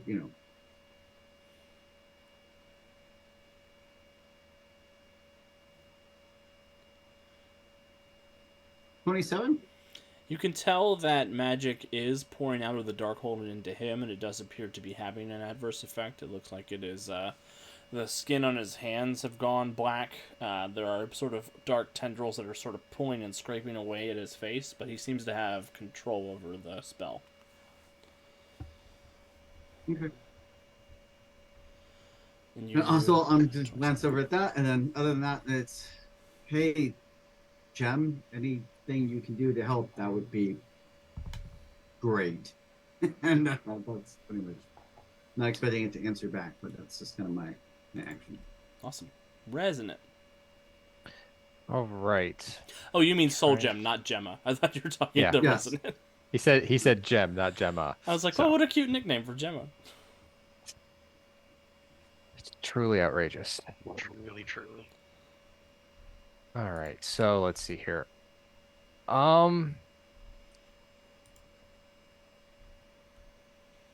Resonant's a little torn. She kind of wants to do something to basically wall off their ability to get to Strange, because this is probably not a fight that we're going to win by beating down the bad guys. This is a fight we're going to win by taking the power away from them. So in that regards, Resonant is going to drop the. She's not going to focus anymore on the shadow spell. She's going to switch to her Lapis Lazuli, spending a hero point to power stunt the Glacial Crash from an area effect to a create effect. Okay. And I'm going to basically create a dome of ice around Steven that goes into that, also creates a tower. And at power level, what's this, 13? Mm-hmm. Whatever the amount of ice thickness and everything else that basically employs. So much ice. So much ice. It's a area of measurement that means nothing to me, but it is a lot of cubic feet. There's a lot of cubic feet, so it's probably more of a, since there's not a whole lot of room like around him to like not catch a bunch of the allies and stuff. It's only as wide as it can get without without encasing any of my allies in it. And then it's more tall and just thick. Super thick. It's 8,000 cubic feet. Okay. I have no idea how big that is, but I assume it's 8,000 cubes on top of 8,000 cubes on top of 8,000 cubes. Is that how that works? I'm not good at math. Yeah. So it's the same as basically. It's Wasn't 8,000 sure. 1 by 1 by 1 cubes. Okay. Yeah. Interesting. So I've basically put up a protective barrier. Resonant will do that. She will zip off, basically moving out of fireball formation from everything. And she will let everyone know that she is doing her best to keep to buy us more time. And that will be it for this turn. Cool. Gator Man. Small unhappy look as the shadow tail goes away. But got a job to do, so power attack the big demon because it may not have an effect, but darn it, he's looking at the gator. We will not all out. It is vulnerable right now. Yep. You only need a 14 to hit. That's good news. Yeah, it's also as tough as a brick house, but that's fine. We got this. It's actually Good much thought. tougher than a brick house in M&M terms. Ah, that's a miss because that's only 13. Oh no! Uh, Do you want to spend a hero point? no, but we will extra effort to try again. Okay. That was the setup one. This is the one that. There we go. This is for all the marbles. Yeah, that's the aggressive one. So a 20 to hit.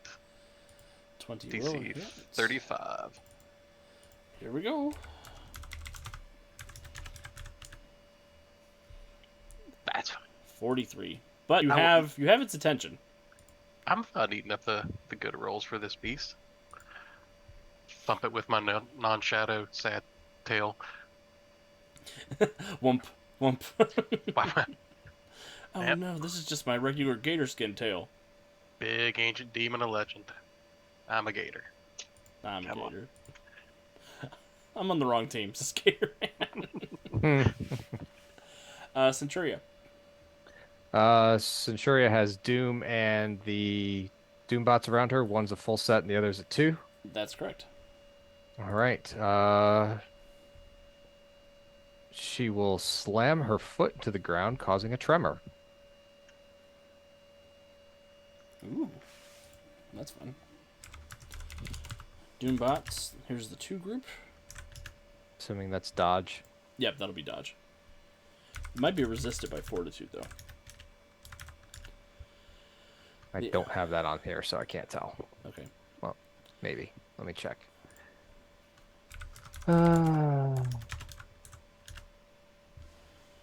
Wow. Dr. Doom almost didn't succeed. It's alternate resistance dodge. Okay, cool. So the first group's going to roll against the full effect 23. Doom and the second group are going to roll against half of 23 is 18. Yep. Rounding up for the heroes. So here's the group that's going for the full. They will be the second degree. Prone and defenseless. Not defenseless. Here's the second group. Rolling against the 18. They just succeed. And then here's Doom. Can't roll under an 18. Gets real close to rolling under an 18, Real though, close. with a 3 on the dice. Trying so hard. Alright. Don't be surprised if our next adventure is on alchemy instead of Roll20. All right, and then Centuria with a hero point will go again.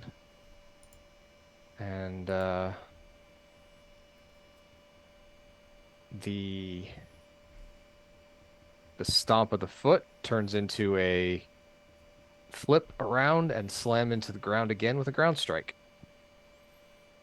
So the 2 defenseless ones that don't get, They just have to roll toughness against they the full just effect. roll. Yep. Well, that'll take that both of them. Then the ones who are not defenseless, they succeed on the dodge, but they still have to roll a toughness against damage 8 is 23. It's damage 13, so Yeah, half would be, damage 22. yeah, I guess it'd be 6.5, not 7.5. Yes. So round up to 7 for 22. You destroy one of the robots anyway. And Doom. Doom, doom, doom, doom, doom, doom, doom. succeeds on the initial dodge. And succeeds on the toughness check. Okay. Anything else? Nope, that's it for Centuria's turn. Awesome. This group of Doombots that's over here in the middle of nowhere. It's gonna keep hassling Fletch. No. You ready to be hassled, Fletch? That depends on what you roll. Nope. No hassling today. I get a 19. Counterattack. Oh no! Wait! Yeah. Damn. Oh my god, Bo. Nice roll. I don't know how that happened. Oh, I got a 19. Okay. So what did we learn? Stay away from Bowman. That's what we learned. I don't take any damage because I get a 24 versus your 23. But there's a fun ninja fight happening with Bowman and the Doombots over there. Of course, there it is. Be a shame if Centuria got involved. You know, this time I actually wouldn't mind. Bowman, over to you. Okay. Despite being beset upon by bots, I personally feel pretty confident about those, and since I can't amp them all at the same time, I'm gonna keep focusing on the demon.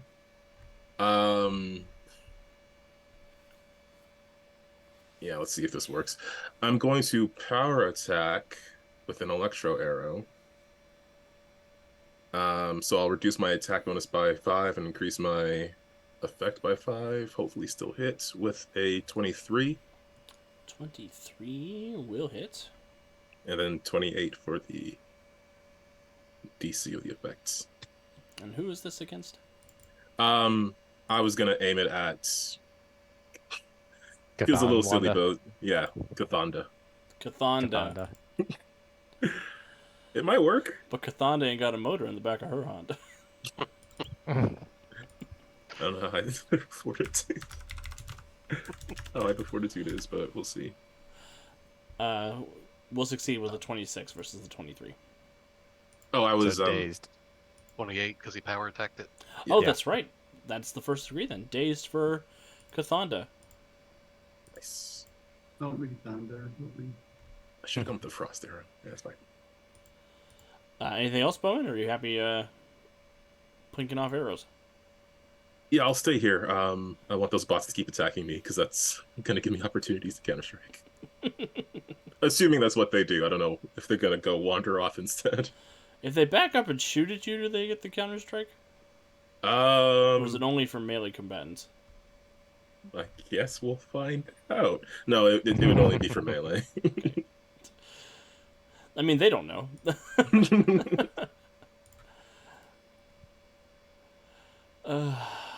Oh my god. Okay, there's another team attack coming Centuria's way with the Doombots and Doom. There, one bot set down. They are one bot down. So here's the aid check. It would be usually 11. They're down a bot, so that's 10 plus 5 for teamwork is 15. That is 3 degrees of success on an aid check exactly. So Doom will get plus 5 to his damage. And Centuria walked off that last punch, so he's going to use 5 points of power attack. He used 3 last time, so He did. He did use 3 last time, but he can only go up to 5. I can't. The dial doesn't go any higher than that. And he He gets a misses. 15 to hit Centuria. She's quick. She's a quick superhero. That's Doom. Cathonda is dazed, so again, she's going to be focusing on Gatorman. Because Gatorman is... If Gatorman is anything, he is a good distraction. He's questioning life choices, but has accepted his place. Ooh, that's a 26 to hit Gatorman. Ah, you just hit me. Oh, it just hit you? Okay, cool. No, you could have been. Give me a toughness check. You're looking for a 43, Gatorman. Sure. 32. That's a stagger. Sure, I'm okay with that. And she slaps the shit out of Gatorman. And a bruise. There's a bruise too. But Got it. Cathon sort of arches out its hands holds them on Gatorman and whispers a word to you that isn't exactly perceptible, but as that happens, you feel your body begin to disappear from the multiverse. What'd you say about my mama? I said your mama makes bad grits. I'll go eat your heart out. Steven's turn. Steven's turn, yes. Here we go, Steven. 35. I think he's going to spend a hero point. Because he could do better than 35. I mean, he's guaranteed to do better than 35 if he spends a hero point. That's his last hero point, though. There we go, 41. Steven, it's hard to see through the ice. Is the ice opaque or translucent? It would be opaque. I don't want anybody actually getting a good look at Steven to see where he is within all that ice. Mm-hmm. Awesome. Actually, it might be like a prism where you see multiple versions of him everywhere. Oh my god, that's disconcerting. Mm-hmm. He is chanting and powering and holding on to the energy of the spell. Magic shoots out across the chamber from him and into Dr. Doom, who is caught in a vortex of magical energy that lifts him up into the air. He cries out in agony as he is stripped of Agamotto. The Vishanti is pulled through the ice and into Steven, and you see his eyes open with sort of bright white coronas. And he is holding in place as he is beginning to channel the energy Cthulhu's direction, but that'll have to happen on his next turn. Dr. Doom is no longer power level 18. Yeah. He's down to a respectable 14.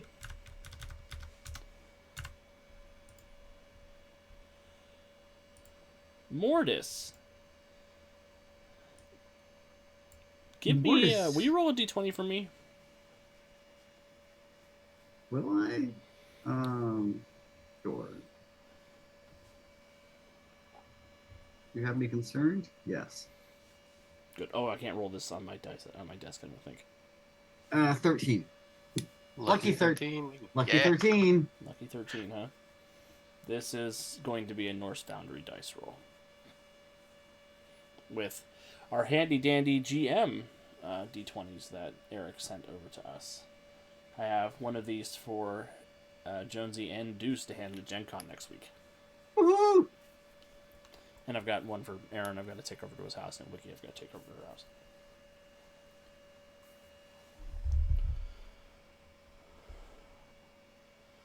Mortis, you feel your connection with the Soul Stone sever.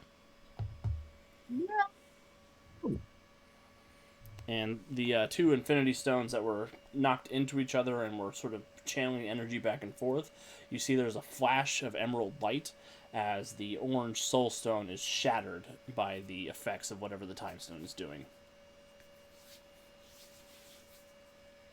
And it sort of hovers there for a moment. We'll see what happens on the Time Stone's turn. But Mortis, you still have your actions.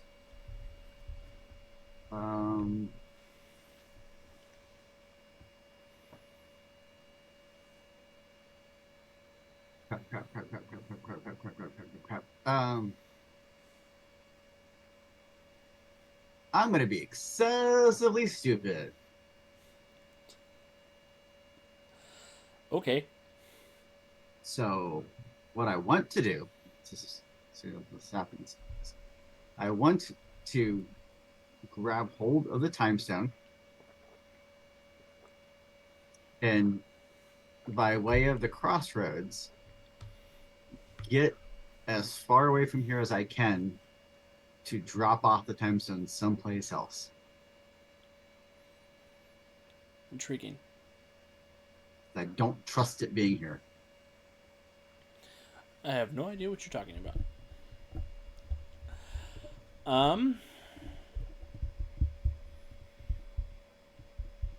Go ahead and give me an expertise crossroads check.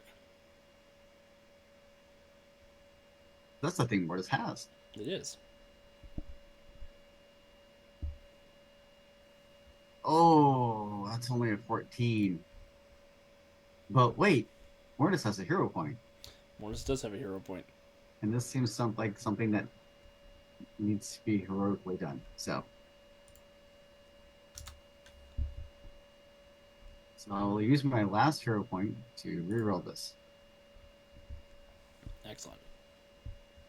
Because they rolled a 1 on that last check, just for everyone at home. Oof. This time I rolled a lucky 13 for a total of 26. You do think that you would be able to take it somewhere far away in the crossroads. You do think that whatever it is doing will happen when you get there.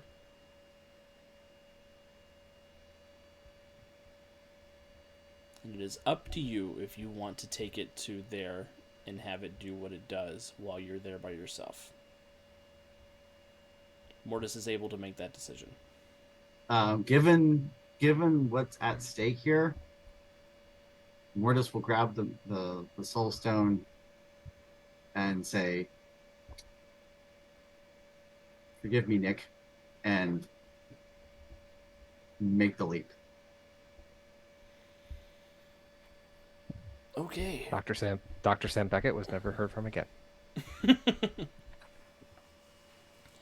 So, Mortis, you grab the time stone and you make the leap. You sort of come down, cascading through the crossroads, passing through every nook and cranny of the world of the dead, passing through a bunch of different dimensions as you're crossing through Marvel's underworld and down into Earth Prime's underworld. And you bring the time stone with you. It sort of hovers. Where do you take it? What's the chamber like where you've brought it? Why is it Hades' living room? It's not Hades' living room, but it's something I think because given the nature of what it was and his just go deep, go far, he ends up in an ancient, massive, looks like a underground cavern, giant stalactites, giant stalagmites, a small lake off in the distance, and possibly even some weird shrines that seem older than man. Excellent. Someplace truly primordial. You've gone someplace Mortis has never been before. You've gone to where Cthulhu is going to die. Jersey. Mortis, when you get there, I'm going to give you a hero point. I was going to give a hero point to everybody, but now it's only affecting you. You had a split second between Mortis and Resonance initiatives before the stone was going to go, so good job, Mortis. When you get there, the stone glows with that emerald light that fills this entire Cyclopean cavern that you found yourself in. Green energy pours out over you in a wash of magic you've never felt before. This sort of overwhelms your senses and locks you in place, frozen in time. And you see the facets of the time stone sort of morph and warp, and Adrian's face appears in the facets, and he emerges from the stone and looks disgusted to be here. Oops. Should have known one of you would see through Stephen's lies. It's a pity you're the only one who's here. I really wanted to have a conversation with Resonant about what's going on in LaFondi. He sort of looks around.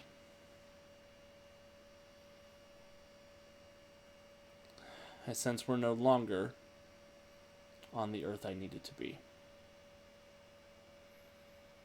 And I sense that the opportunity has passed for me to recover the eyes of Agamotto.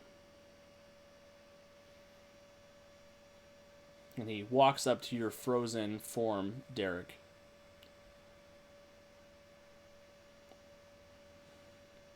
It says, I wonder if the eyes of a master mage would work.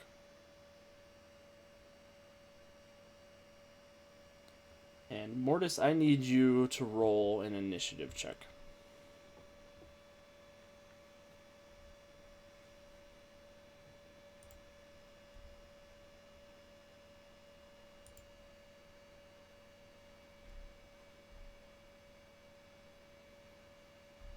$16.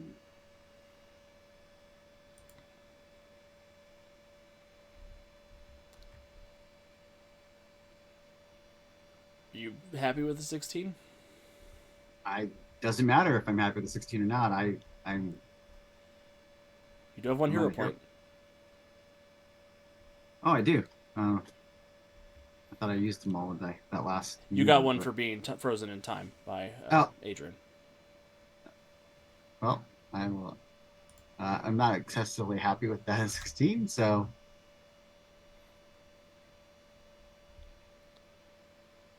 25 is significantly better than the 16. It is. Mortis, you're sort of pouring your magical energy, focusing your Master Mage power into your body, trying to overwhelm the freezing influence of the Time Stone. You are able to get away from Adrian, but not before he takes your left eye. He raises his hands magically, and you feel your eye emerge from its socket and fly into his hand. He says, I'll see you around, Derek. And he disappears. And Mortis, you are free to return to the battle.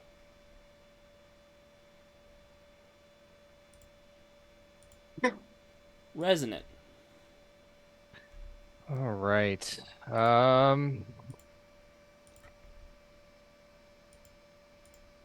Seeing what's happened to Doom, Resonance going to she's gonna drop a glacial crash on Doom and his remaining Doom bots that are harassing Centuria.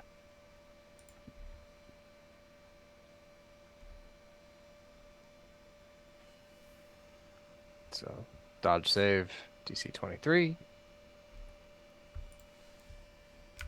This is Doom and the Doom bots. Yep, because they're close enough for me to do that and not hit Centuria. Yep, the Doom bots will fail the dodge save as I roll a 2. So they're looking for a 23 on dodge. Yep. They fail by 5. So they'll Defenseless and immobilized.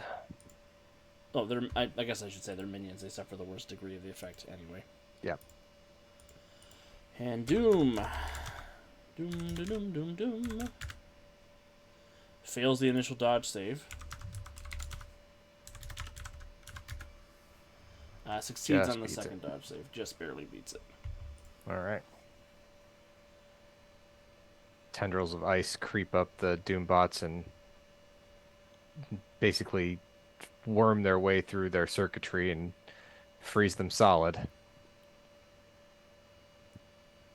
Excellent. Anything else, Resonant?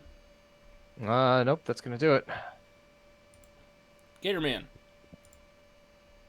Well, being staggered, looking at a god, just pick himself back up, look at this thing, and spit in its face. His mother said you're shit for a god. Take a recovery action as I get ready to get blasted again. Boo! That's fine. That's what the recovery action is for. Centuria. Right. Centuria has a bunch of disabled, defenseless Doombots next to her. She is just going to go to town on. Pick the right character.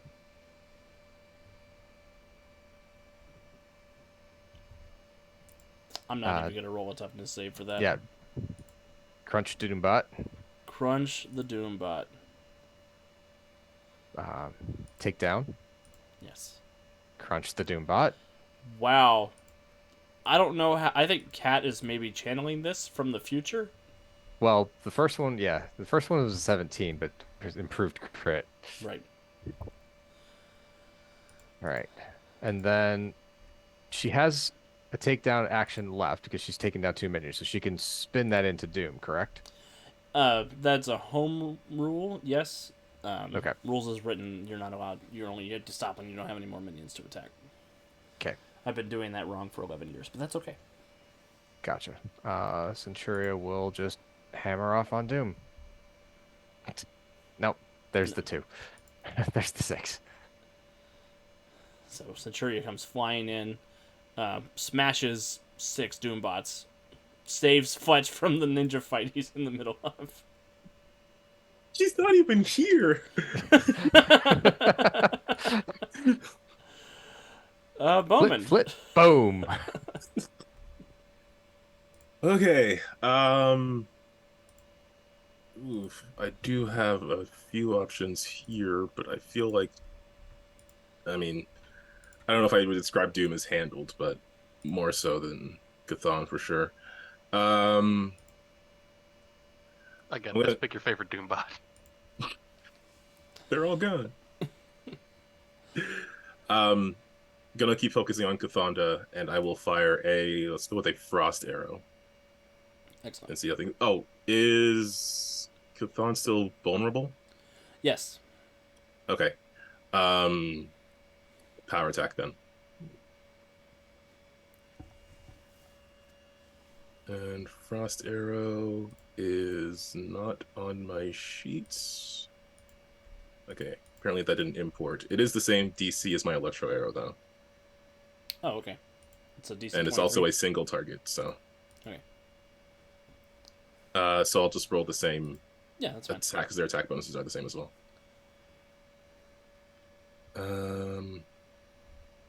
I assume the conditions are different. Yes. Okay. Cool. As long as you know what the conditions are, I'm happy. Yep, I have them here. Oh, but that's. I was power attacking, so it's a 13 to hit, which I believe will not hit. Then I'll miss by 1. All right. It's getting about that time, so let's give it another go. 21 to hit. That will hit. And is it resisted by fortitude still? This one is fortitude, yes. Okay. I take the first degree. Sorry, I was power attacking on that, so 21 to hit and then DC 28. Oh my god, I take the second degree. Second degree is immobile. I can't believe this. And I'm already fatigued, so I'm gonna spend that last hero point. So if the shot fails, I won't be able to take another one. But the frost arrow is cumulative. Are you saying you're not going to throw away your shot? Nope, it's time to take a shot. Shot. Everybody. You only get one shot, so don't. Oh, my tricep. All right, gonna keep power attacking because that fortitude is pretty strong. That thing is Just thinking. gonna have to not miss with a miss. Natural 1. Sorry, Bowman. Can't do nothing about that. Doom, realizing that this is probably beyond his abilities now, is going to teleport away.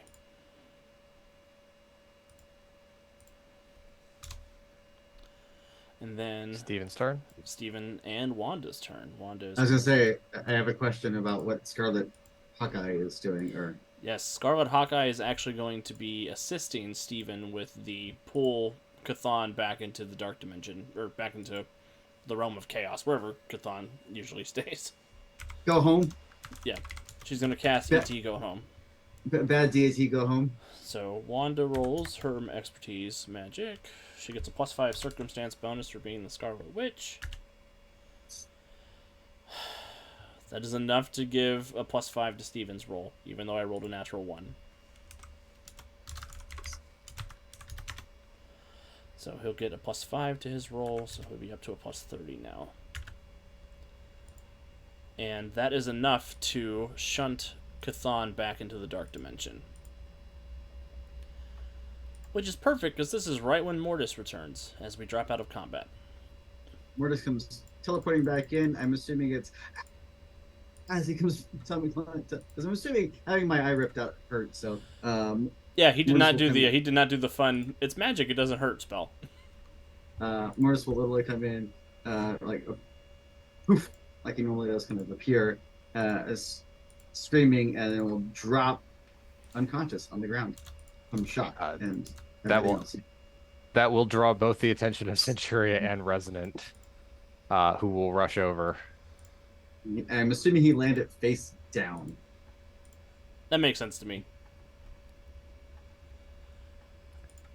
Centuria will absolutely pick Derek up. Yeah, there is a And significant see- amount of blood streaking down the mask. The mask is shattered, and half of it's gone from half of his face.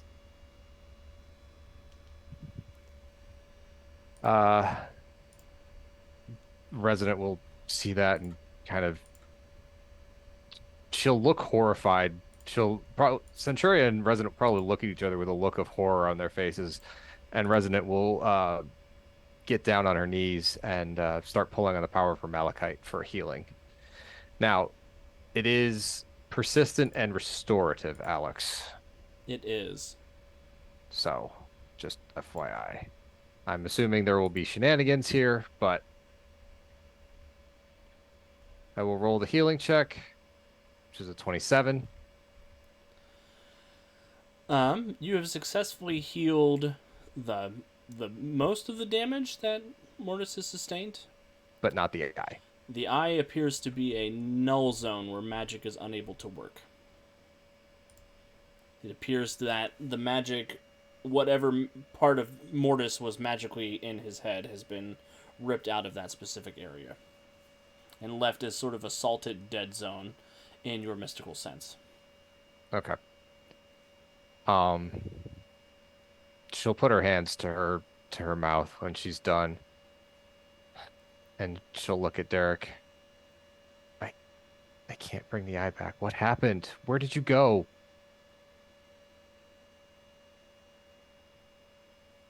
It was a trap. Got rid of the trap.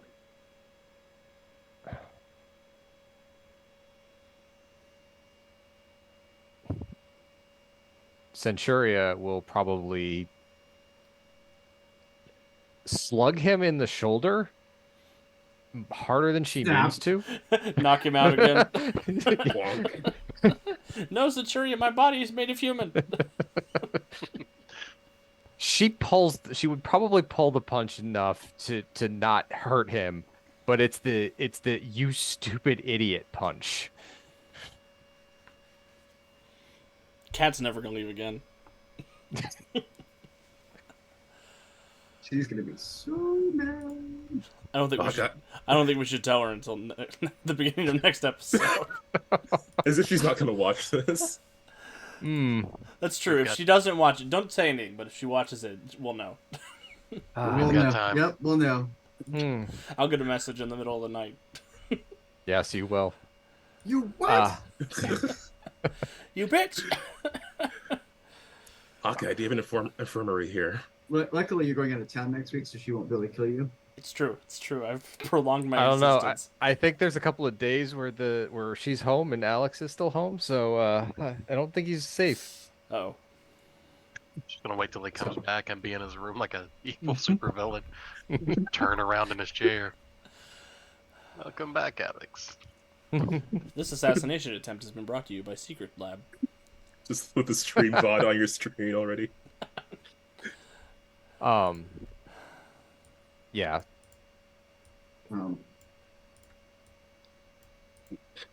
Adrian was in the stone. I had to get out of here before he was able to interfere, get what he wanted.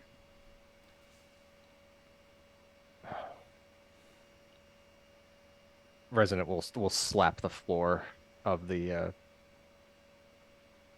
facility.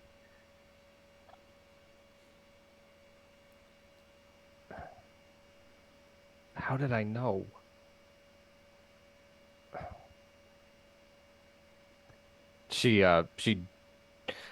draws Derek into a giant hug and starts sobbing uncontrollably. I'm sorry. I put the burden on you. I told you to come up with a plan to deal with it. Didn't I didn't know it was going to cost you this. I'm alive and cured. That's what matters. We Very stopped glad you the spent mad- that hero point. we stopped the mad god from destroying this entire universe. So, all in all, Did good, kid. it's a win.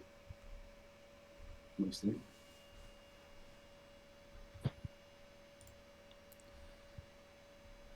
Doctor Strange looks very woozy, standing in the ice prism.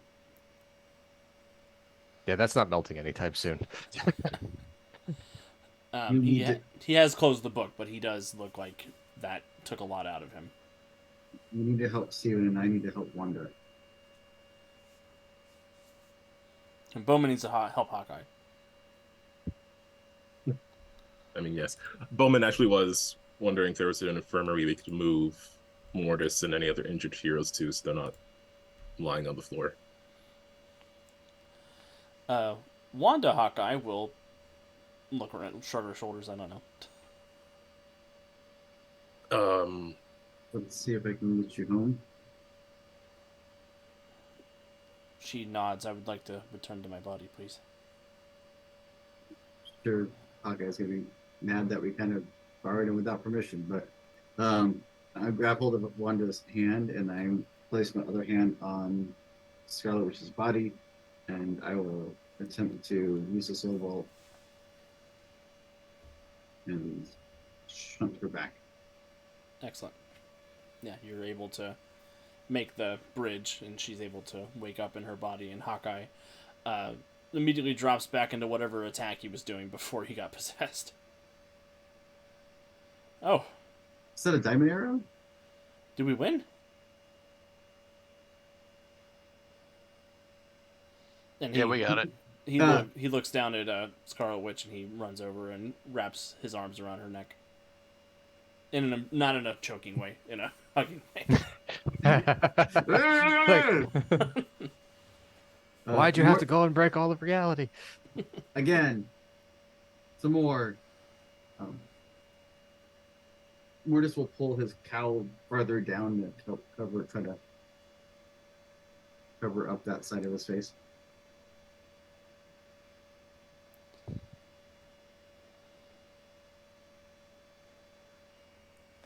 Resonant's still kind of sitting on the floor. Bowman, you don't have like a heat lamp arrow, do you?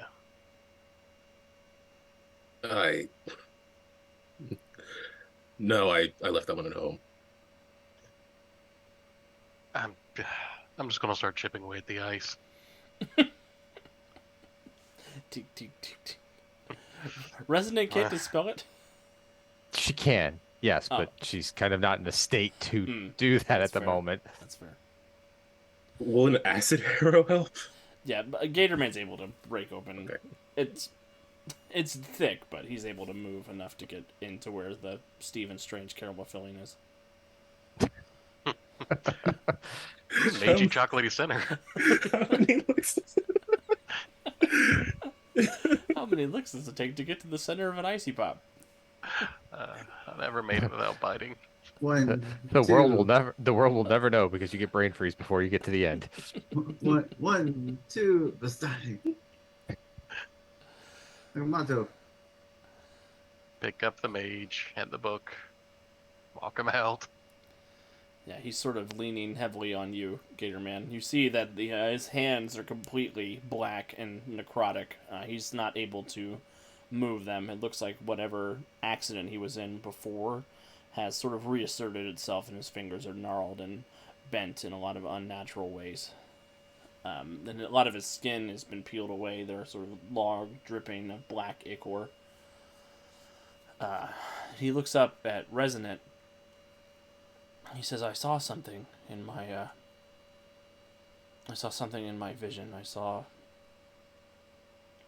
Does the name Una mean anything to you?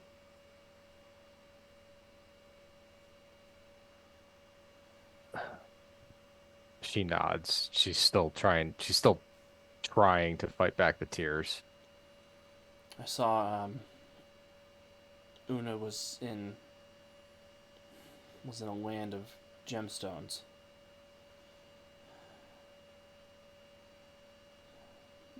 She was destroying everything. That doesn't. That doesn't make any sense. I don't know. It's just what I saw.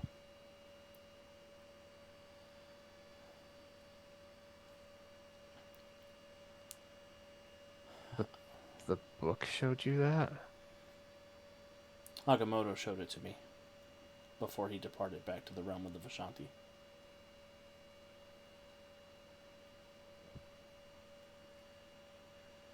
He also showed me that it's going to be a very long time before I am able to cast any magic.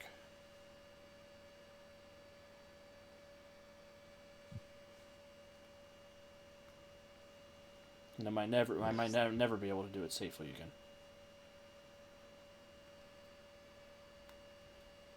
Thank you, Mortis, for saving my eyeballs.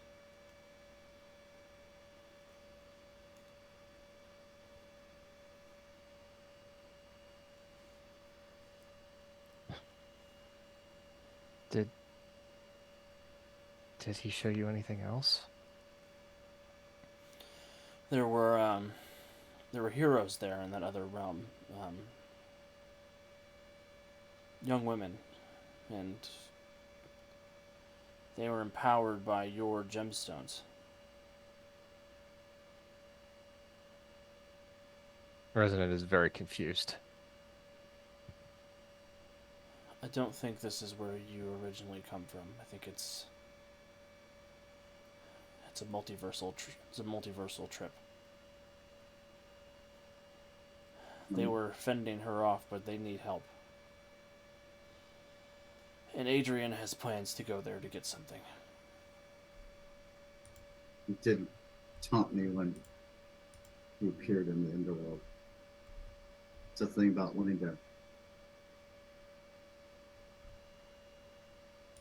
deliver a message to you, Resident.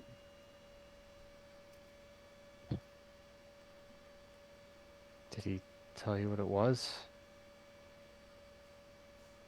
Nobody kind of alluded it was about something about home, your home.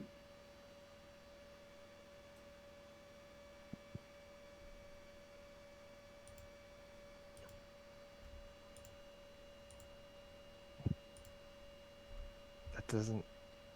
There shouldn't be anything in Lafandi that he can get after. The reason I can't go back home is because of what we did to keep Una from taking over everything. So this is a different version? Another multiversal variant of my home? Wasn't Lafandi on the list of places that Adrian had to go to? It must be a different one. Well, I know Cassian was from a different one, so there absolutely are others, but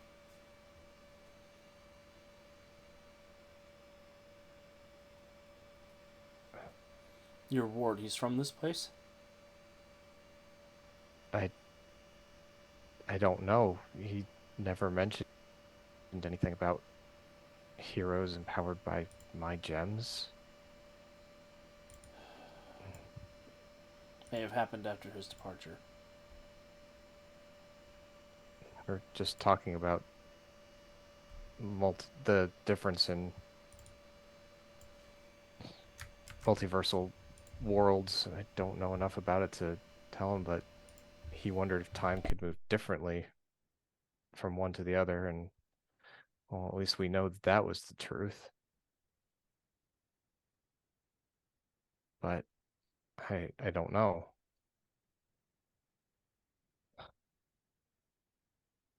Centuria will probably come over at this point and offer Resonant a hand up, so Resonant will actually stand up off the get up off the ground.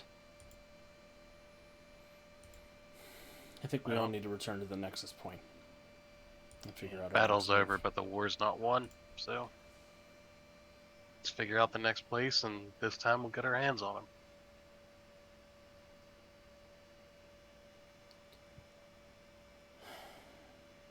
He's making it very hard for me to not want to do what Sophie wanted to do. Well, let's stop him first. Then we can stop him muddling him.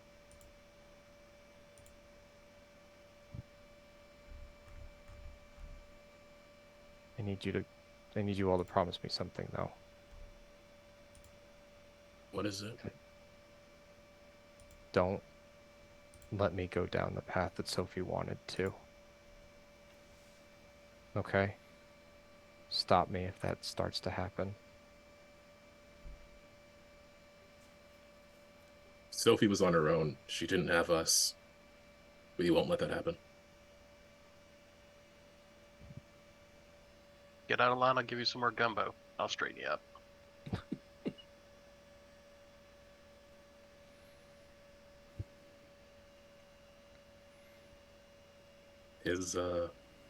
Is Hawkeye around? Hawkeye is around. He's helping Wanda to her feet, and then he points the way to the infirmary and tells her to start gathering the heroes who need help. Bowman will check on him if there's nothing else going on.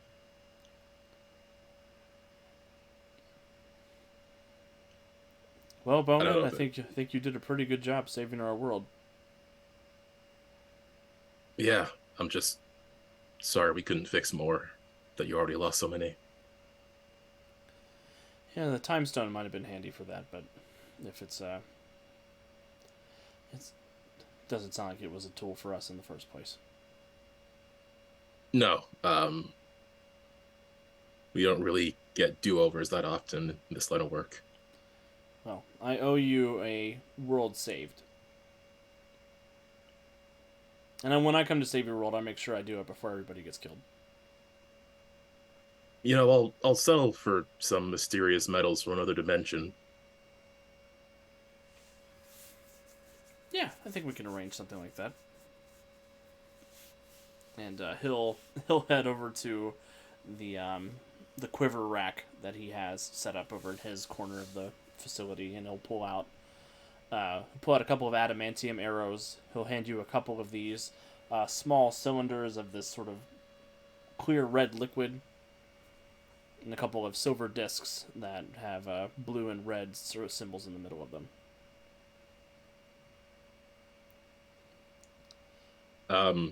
While they're some distance away from the other people, specifically the ones from this Earth, Fletch is just going to just put out a hand for a handshake and say, "The name's Fletcher, by the way, but my friends call me Fletch." My name's Hawkeye. No, it's Clint. My friends call me Clint. You will actually crack a smile as he takes the arrows, and hopefully gets that handshake in return. Yeah. He will give you the big old man handshake. Yeah. You clasp, our arms flex. It's really cool. Mm-hmm. Rob Liefeld explodes.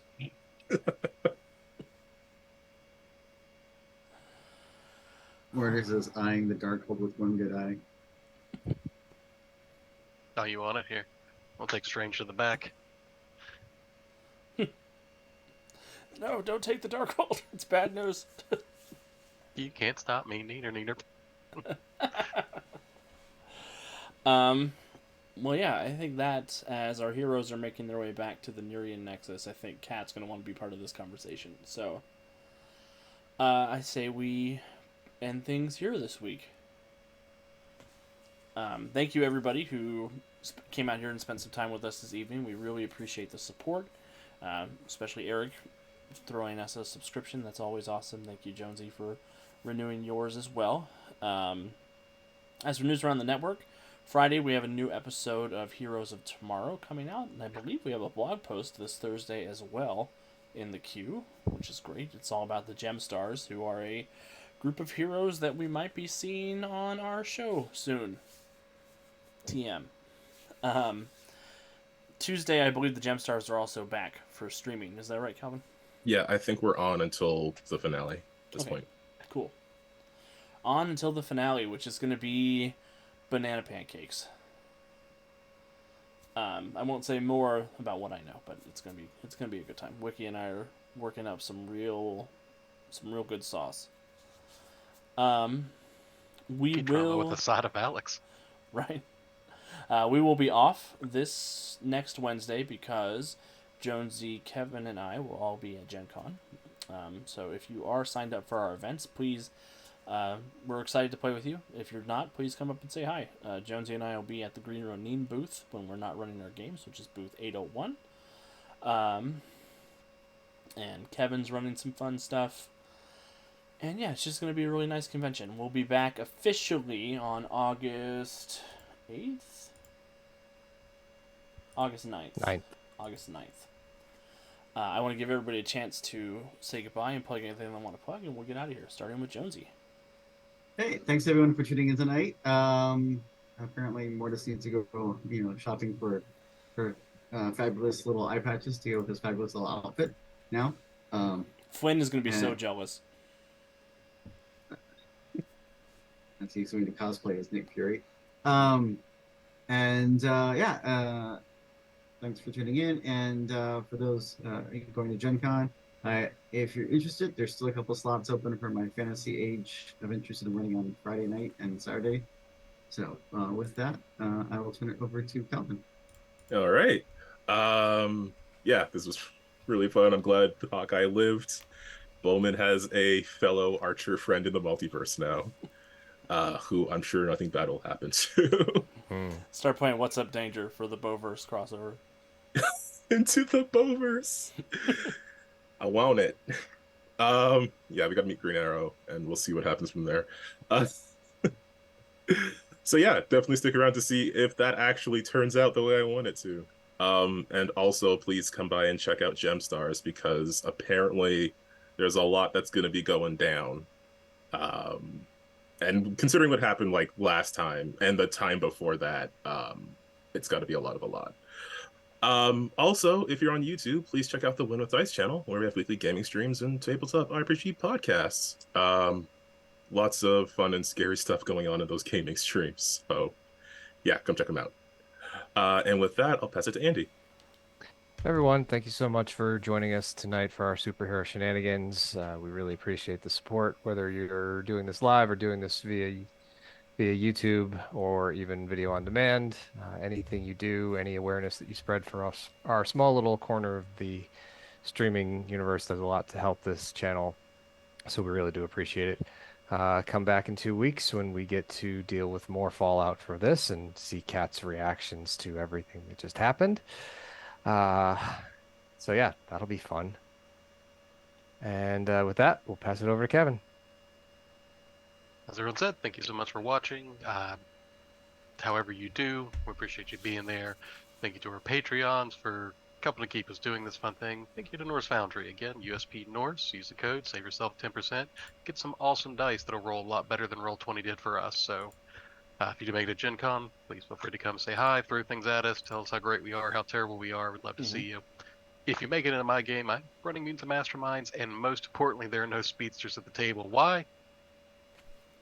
Because don't let your kids grow up to be Don't let your kids speedsters. grow up to play speedsters. Yeah. Too late for some of Most us. important, that's it. Well, they can't all be great. So with that, we'll pass it back to Alex.